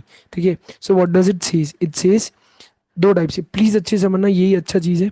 ये बोलना चाह रहे हैं सर, समझो एग्जाम्पल क्या हुआ, रेक्टिफाई करना मतलब चेंज करना, एक तरीके से रेक्टिफाई करो, मिस्टेक हो गई है। हमने क्या किया, हमारा जो नाम है ना, हमारा कंपनी का नाम है, वो क्या है, किसी और कंपनी के साथ आइडेंटिकल है। आइडेंटिकल मतलब सेम सेम सिमिलर सेंस में, या बहुत उनसे मैच कर रहा है, उनके जैसा लग रहा है। वर्ड टू वर्ड नहीं होगा, डिट्टो नहीं होगा, लेकिन एट दी एंड वैसे ही निकल के आ रहा है। तो सेंट्रल गवर्नमेंट चाहे तो खुद से हमको क्या बोलेगी कि तू किसी और कंपनी के साथ तेरा नाम मैच हो रहा है, तो हमको बोलेगी अपना नाम चेंज कर, कितने महीने के अंदर में, 3 महीने के अंदर, बाय पासिंग ओआर। ठीक है, और कंपनी फिर किसको बता देगी, आरओसी को, जहाँ से आपने नाम चेंज किया, कितने दिन के अंदर, 15 दिन के अंदर, जहाँ से आपने नाम चेंज किया। कि मालिक देखो हमको कौन बोला था, सेंट्रल गवर्नमेंट नाम चेंज करने, तो हमने 3 महीने में नाम चेंज किया, तो जहाँ से भी नाम चेंज किया उसके 15 दिन के अंदर में हम आपको बता रहे हैं। ठीक है, और अगर कंपनी ये नहीं करती, सबसे इंपॉर्टेंट पॉइंट, ये अमेंडमेंट आया था एक टाइम पे। ठीक है, तो अगर आज कंपनी नहीं करी, कंपनी उसको बहुत लेट तक खींचती ही जा रही, 3 महीने में हमको बोला गया था नाम चेंज करने, हमने नहीं किया, तो गवर्नमेंट हमको खुद से क्या अलॉट कर देगी, नया नेम। ठीक है, अच्छा सर हमको एकदम गंदा नाम अलॉट कर दिया जो हमको अच्छा नहीं लग रहा है, तो क्या हम लोग अब उसको कभी चेंज नहीं कर सकते, कर सकते हो ना, बिंदास करो, सब्सिक्वेंटली आप उसको चेंज कर सकते हो, लेकिन सेक्शन क्या फॉलो कर देना, जो भी आपको लिखा है सेक्शन 13 में। सेक्शन 13 टॉक्स अबाउट एमओए का अल्ट्रेशन। तो जैसा फिर बोला गया था कि आइडेंटिकल नहीं होना चाहिए, सिमिलर नहीं होना चाहिए, उसको फॉलो करते हुए, एक तो तुमको पहले नेम चेंज करने बोला, तुमने नहीं किया, तो आरओसी ने तुमको, या आरडी ने, ये जो भी गवर्नमेंट ने तुमको क्या दे दिया, नया नेम। अब जब नया नेम दिया, अब तुमको वो अच्छा नहीं लग रहा, तुम्हारी गलती, अब तुम किसको फॉलो करते हुए नेम चेंज कर सकते हो, मना नहीं कि हम नहीं कर सकते, कर सकते हो, लेकिन सेक्शन 13 से आप खुद से चेंज करना, मतलब वो आइडेंटिकल सिमिलर ये सब नहीं होना चाहिए। यहाँ तक ये तो ठीक था, ये कभी कभी आ जाता है, लेकिन मेन क्वेश्चन क्या, इंपॉर्टेंट क्या हो जाता है, ये वाला, कि on the application of registered trademark, कुछ नहीं, समझो एग्जाम्पल के तौर पे एक तुमको ऐसा क्वेश्चन भी दिख जाएगा। समझो मैं मिस्टर लवीश, ठीक है, इनका एक ट्रेडमार्क है सावरिया, इसी नाम से आई थिंक तुमको क्वेश्चन दिखेगा। ठीक है, तो मिस्टर लवीश है, उनका एक ट्रेडमार्क है सावरिया के नाम से।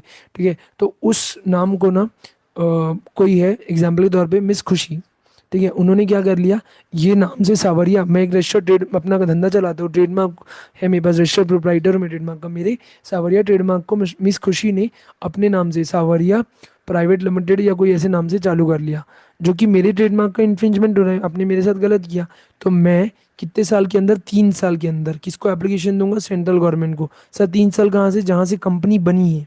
एग्जाम्पल समझो, जो खुशी मिस खुशी ने कंपनी बनाई थी ना, वो 2024 में बनाई थी, तो वहां से 3 साल के अंदर मेरे को रोते रोते जाना है किसके पास, सेंट्रल गवर्नमेंट के पास, और उनको गुहार लगानी कि मालिक देखो ये मिस खुशी मेरा नेम यूज़ कर रही है गलत तरीके से।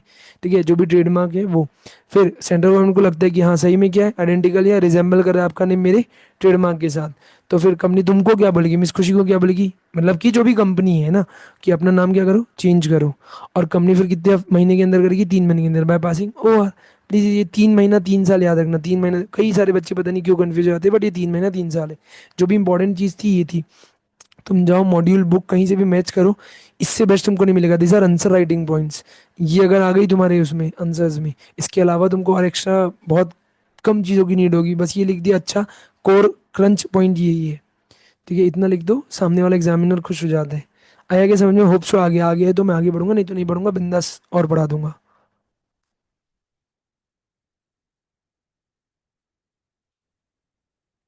बोलो।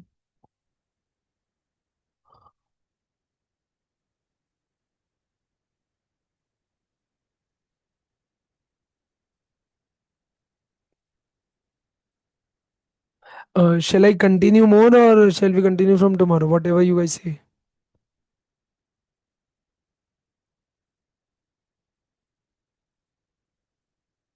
ओके चलो लेट्स कंप्लीट इट। थोड़ा ही बचा है, कुछ नहीं बचा है, थोड़ा सा ही बचा है। ओके लेट्स कंप्लीट इट, आज कर लेते हैं।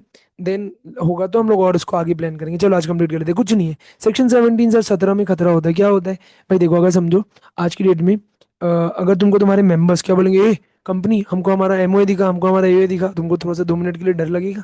ठीक है, रिजोल्यूशन मतलब जैसे से तुमको सिनेरियो बता रहा हूँ। तो 17 में क्या होता है, हमेशा खतरा। तो सेक्शन 17 में मेंबर्स के पास राइट क्या है, तुमसे मांग सकते हैं क्या, कि हमको मेमोरेंडम आर्टिकल अग्रीमेंट और उसकी कॉपी देते हो, तुमको कितने दिन के अंदर देना पड़ेगा, 7 डेज। एमसीक्यू के लिए इंपॉर्टेंट हो सकता है।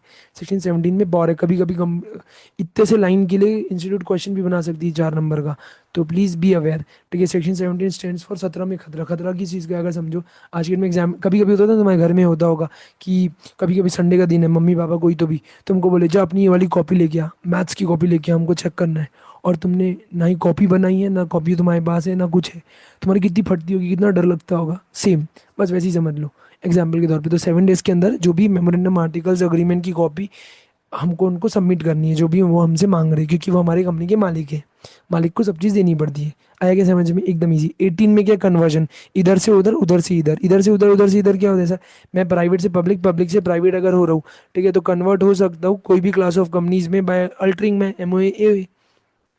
और पुराने वाले को वही लिखा ना, ROC shall close the formal registration. समझो मैं अभी प्राइवेट था, अब पब्लिक हो गया, तो पुराना वाला कट जाएगा और नया वाला चालू हो जाएगा, तो फ्रेश सर्टिफिकेट मिल जाएगा मेरे को। फिर सर सेक्शन 19, इसको वेरी इंपॉर्टेंट मार्क कर लेना, बहुत बार इसके ऊपर क्वेश्चन देगा। देखो जो इंपॉर्टेंट टॉपिक अपने आप तुमको रेड में दिख रहा है, तो कितना जबरदस्त चीज़ है वो। ठीक है, तो सेक्शन 19 क्या बोलते हैं भाई, सब्सिडरी कंपनी कभी भी अलॉट नहीं करेगी अपने शेयर्स किसको, सॉरी होल्डिंग कंपनी किसको अलॉट नहीं करेगी अपने शेयर्स, सब्सिडी को, और सब्सिडी कंपनी होल्ड नहीं करेगी अपनी होल्डिंग में। मतलब ना ही होल्डिंग देगा ना ही सब्सिडी लेगी। सब्सिडी तू मेरे पास मांगने मत आना, ये होल्डिंग तो उसको मांगने भी आएगी तो तू मत देना। कंपनी लॉ ये बोलता है, subsidiary company is not allowed to hold shares in its holding company, है ना। और including nominees of subsidiary company and such allotment, अगर इफ इन केस हुआ तो वो क्या होगा, अपने आप ही वॉइड, वो वैलिड नहीं होगा। क्वेश्चन जनरली किस पे आता है, ये 3 एक्सेप्शन पे, कि इन केसेस में भले ही सब्सिडरी होल्डिंग का रिलेशन है, फिर भी सब्सिडरी अपने होल्डिंग में शेयर होल्ड कर सकती है। अच्छे से समझना, इंपॉर्टेंट क्या है। ये बोलना चाह रहा है, अगर सर समझो कोई मेंबर जो होल्डिंग कंपनी का था वो मर गया, और उसने अपना नॉमिनी या लीगल रिप्रेजेंटेटिव किसको बना दिया है, सब्सिडी कंपनी को, तो क्या उस केस में सब्सिडी कंपनी अपनी होल्डिंग कंपनी में शेयर रख सकती, किसी और का, किसी और के नाम का शेयर जस्ट एक सर्विस दे रही है, एक तरीके से होल्ड कर सकती है। सर यहाँ राइट टू वोट मिलेगा क्या? यस। सर वोटिंग कैसे मिल सकती है? अरे मिल रही है ना, समझो इसमें मेरा खुद का शेयर है क्या? समझो जो सब्सिडी कंपनी उसने खुद ने पैसा लगाया है क्या? नहीं। तो उसका खुद के पैसे लगा हुआ शेयर नहीं, वो तो किसी और के बिहाफ में कर रही है। तो वो उसकी खुद की कैपेसिटी में नहीं कर रही, they are in the holding in the capacity of legal representative. तो they can have a right to vote. Same अगर सर समझो हम लोग ट्रस्टी की कैपेसिटी, ट्रस्टी मतलब फेथ का रिश्ता, एक जो विश्वास के नाते में, एग्जाम्पल के तौर पे अगर मैं ट्रस्टी हूँ, तो मेरे को ट्रस्टी के तौर पे अगर शेयर्स होल्ड कर रहा हूँ मैं सब्सिडी कंपनी अपनी होल्डिंग कंपनी में, तो भी कर सकता हूँ। इस केस में भी राइट टू वोट है। लेकिन सबसे इंपॉर्टेंट ये है, सर समझो हम लोग ना 2025 में क्या बने। हाँ। तो अगर हम लोग 2025 में क्या बन गए, होल्डिंग सब्सिडी, समझो एक कंपनी और कंपनी बी, कंपनी ए और कंपनी बी, दोनों 2025 की जून महीने में समझो ये लोग बन गए सब्सिडियरी और होल्डिंग। लेकिन सर 2023 में ना, ये जो सब्सिडी कंपनी और होल्डिंग कंपनी, जो आज सब्सिडी होल्डिंग बनी ए और बी, पहले होल्डिंग और सब्सिडी नहीं थे, नॉर्मल कंपनीज थे। तब बी ने ना ए में कुछ थोड़े बहुत शेयर्स लिए थे, समझो एक आधा परसेंट। तो क्या तब वैलिड है? हाँ। तो बोल रहा है सब्सिडी कंपनी शेयर होल्डर कब से, जब वो सब्सिडी नहीं बनी थी, मतलब बहुत पहले टाइम से वो होल्ड करी, आज वो सब्सिडी बनी, आज ए ने मेजॉरिटी शेयर ले लिए होंगे उसके, तब वो सब्सिडी बन गई उसकी। ठीक है। तो तब के पुराने शेयर्स अगर आज कंटिन्यू करी सब्सिडी कंपनी, तो रख सकती है, रख तो सकती है, लेकिन क्या नहीं मिलेगा? Right to vote. समझ में आया? प्लीज याद रखना। ठीक है। हाँ। डिपेंड करता है रियल लाइफ में भी, ठीक है, कि इसकी जो चीज़ें होती है ना लीगल रिप्रेजेंटेटिव के तौर पे, ऑफ कोर्स हो सकता है, इट कैन। चलो, आई होप ये आ गया होगा, ये वेरी इंपॉर्टेंट था। नेक्स्ट है सर एकदम इजी, 2021-22, ये क्या बोलते हैं? Service of document.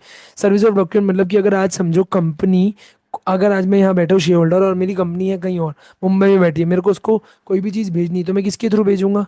In means in mode के थ्रू भेजूंगा। तो अगर कंपनी को कोई डॉक्यूमेंट सर्व करना है, तो registered post, speed post, courier, living at office और ई मीन्स, इनके तरीके से भेज सकता हूँ।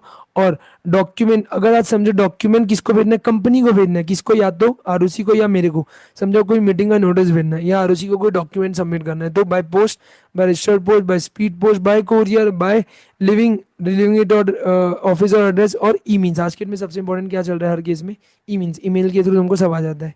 जनरली प्राइवेट कंपनी के केस में कोरियर वोरियर वो लोग यूज़ कर सकते हैं।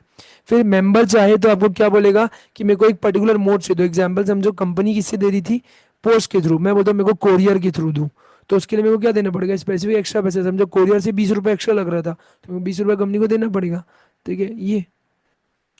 इसके अलावा इन case of delivery by post, अगर समझो ये बचपन की चीज़ें, ये सब ना अभी तुमको चैप्टर 7 में आएगा। ठीक है। अगर हम लोग पोस्ट से डिलीवर करें, तो हम लोग क्या मान के चलते हैं कि अगर हम लोग नोटिस ऑफ मीटिंग दे रही है, मीटिंग का नोटिस कौन से सेक्शन में जाता है? 101 में। ठीक है। तो कब डिलीवर हो जाएगा? डीम टू बी, समझ लो after the expiration of 48 hours, उसके बाद हम लोग काउंट करते हैं। तो लोग notice of a meeting at the expiration, expiration मतलब एक्सपायर होना, क्या? 48 आवर्स, कहाँ से? जहाँ से लेटर हमने क्या किया? पोस्ट किया है। और अदर केसेस में, at any other cases that at the time at which the letter would be delivered in the ordinary course of business या ordinary course of post, sorry. ठीक है। ठीक है ऐसा। तो वही चीज़ यहाँ पे लिखी हुई है, तो ये याद रखना। नेक्स्ट है निधि कंपनी के लिए, इसको very very very very very important mark करो। माइट बी एमसीक्यू और somewhere else it can come. कई सारे, मतलब मेरे को नहीं लगता ये कोई बच्चा इसको देख के जाता होगा, आई डोंट नो। ठीक है। ये यहाँ पे भी, और ये शायद सेक्शन चैप्टर 7 पे भी है प्रॉपर। ठीक है। ये लिखा है डॉक्यूमेंट में be served only on members. अच्छा, अब निधि कंपनी के केस में ना सबको इंडिविजुअली इतनी इज्जत नहीं देते हैं। तो अगर आप कितना रख रहे हो, 1,000 रुपये का शेयर्स की फेस वैल्यू का, या total paid up share capital में 1% होल्ड करते हो, तो आपको विच एवर इज लेस, ठीक है, तो आपको मेंबर्स को इंडिविजुअल सर्व होगा। नहीं तो किधर दे देते हैं हम? एडवर्टीजमेंट, पब्लिक न्यूज़पेपर में दे देते हैं। ठीक है। और रजिस्टर ऑफिस में चिपका देते हैं अगर वो है तो, नोटिस बोर्ड वगैरह में जैसा भी है। तो वहां से हम डिम्ड मान लेते हैं कि बाकी मेंबर्स को पता चल गया है। प्लीज याद रखना, 1% की अगर मैं फेस वैल्यू का शेयर रखता हूँ, sorry 1% of the total paid up capital पे रखता हूँ, टोटल पेड अप कैपिटल का 1% में रख रहा हूँ, या फेस वैल्यू जितनी भी है उसकी 1,000 रुपये की फेस वैल्यू का शेयर रखता हूँ ऑन दी और ये कैपिटल का, तो उस केसेस में उन लोगों को, इन लोगों को क्या बोलते हैं, इंडिविजुअली सब होगा, बाकियों को पब्लिक न्यूज़पेपर के थ्रू नोटिस दे दिया जाएगा। नेक्स्ट है sir section 22, it talks about, ठीक है, execution of bills of exchange. ठीक है। तो ये भी आपको याद रखना है। ये क्या बोलना चाह रहे हैं sir? Execution of bills of exchange etcetera. तो लिखा कोई भी बिल, हुंडी, promissory note can be made accepted और एंडोर्स। ठीक है। ये सब तुमने नेगोशिएबल इंस्ट्रूमेंट में पढ़ा है। किस by on behalf of the company by any person जो कि अथॉरिटी में एक्ट कर, मतलब समझो एग्जाम्पल के तौर पे अगर कंपनी ने मिस्टर एलवी को समझो स्पेसिफिकली ऑथोराइज किया है, कि मालिक आप ये काम कर सकते हो, तो मैं कर सकता हूँ। तो जब जब मैं साइन करूंगा तब वो वैलिड होगा। तो कंपनी बाय राइटिंग अंडर या तो कॉमन सील के थ्रू खुद साइन कर सकती है, या अपने तो डायरेक्टर्स, या उसमें भी एक डायरेक्टर, अगर कंपनी में सीएस है तो सीएस, इनके थ्रू साइन करेगी, जहाँ पे भी वो साइन करेंगे वो क्या होगा, वैलिड होगा। होप सो आपको ये समझ में आ गया होगा। ठीक है, यहाँ आई थिंक हम लोगों ने पूरा पूरा इसको कवर कर लिया है, ऑलमोस्ट हर सेक्शन हम लोगों ने पढ़ लिया है।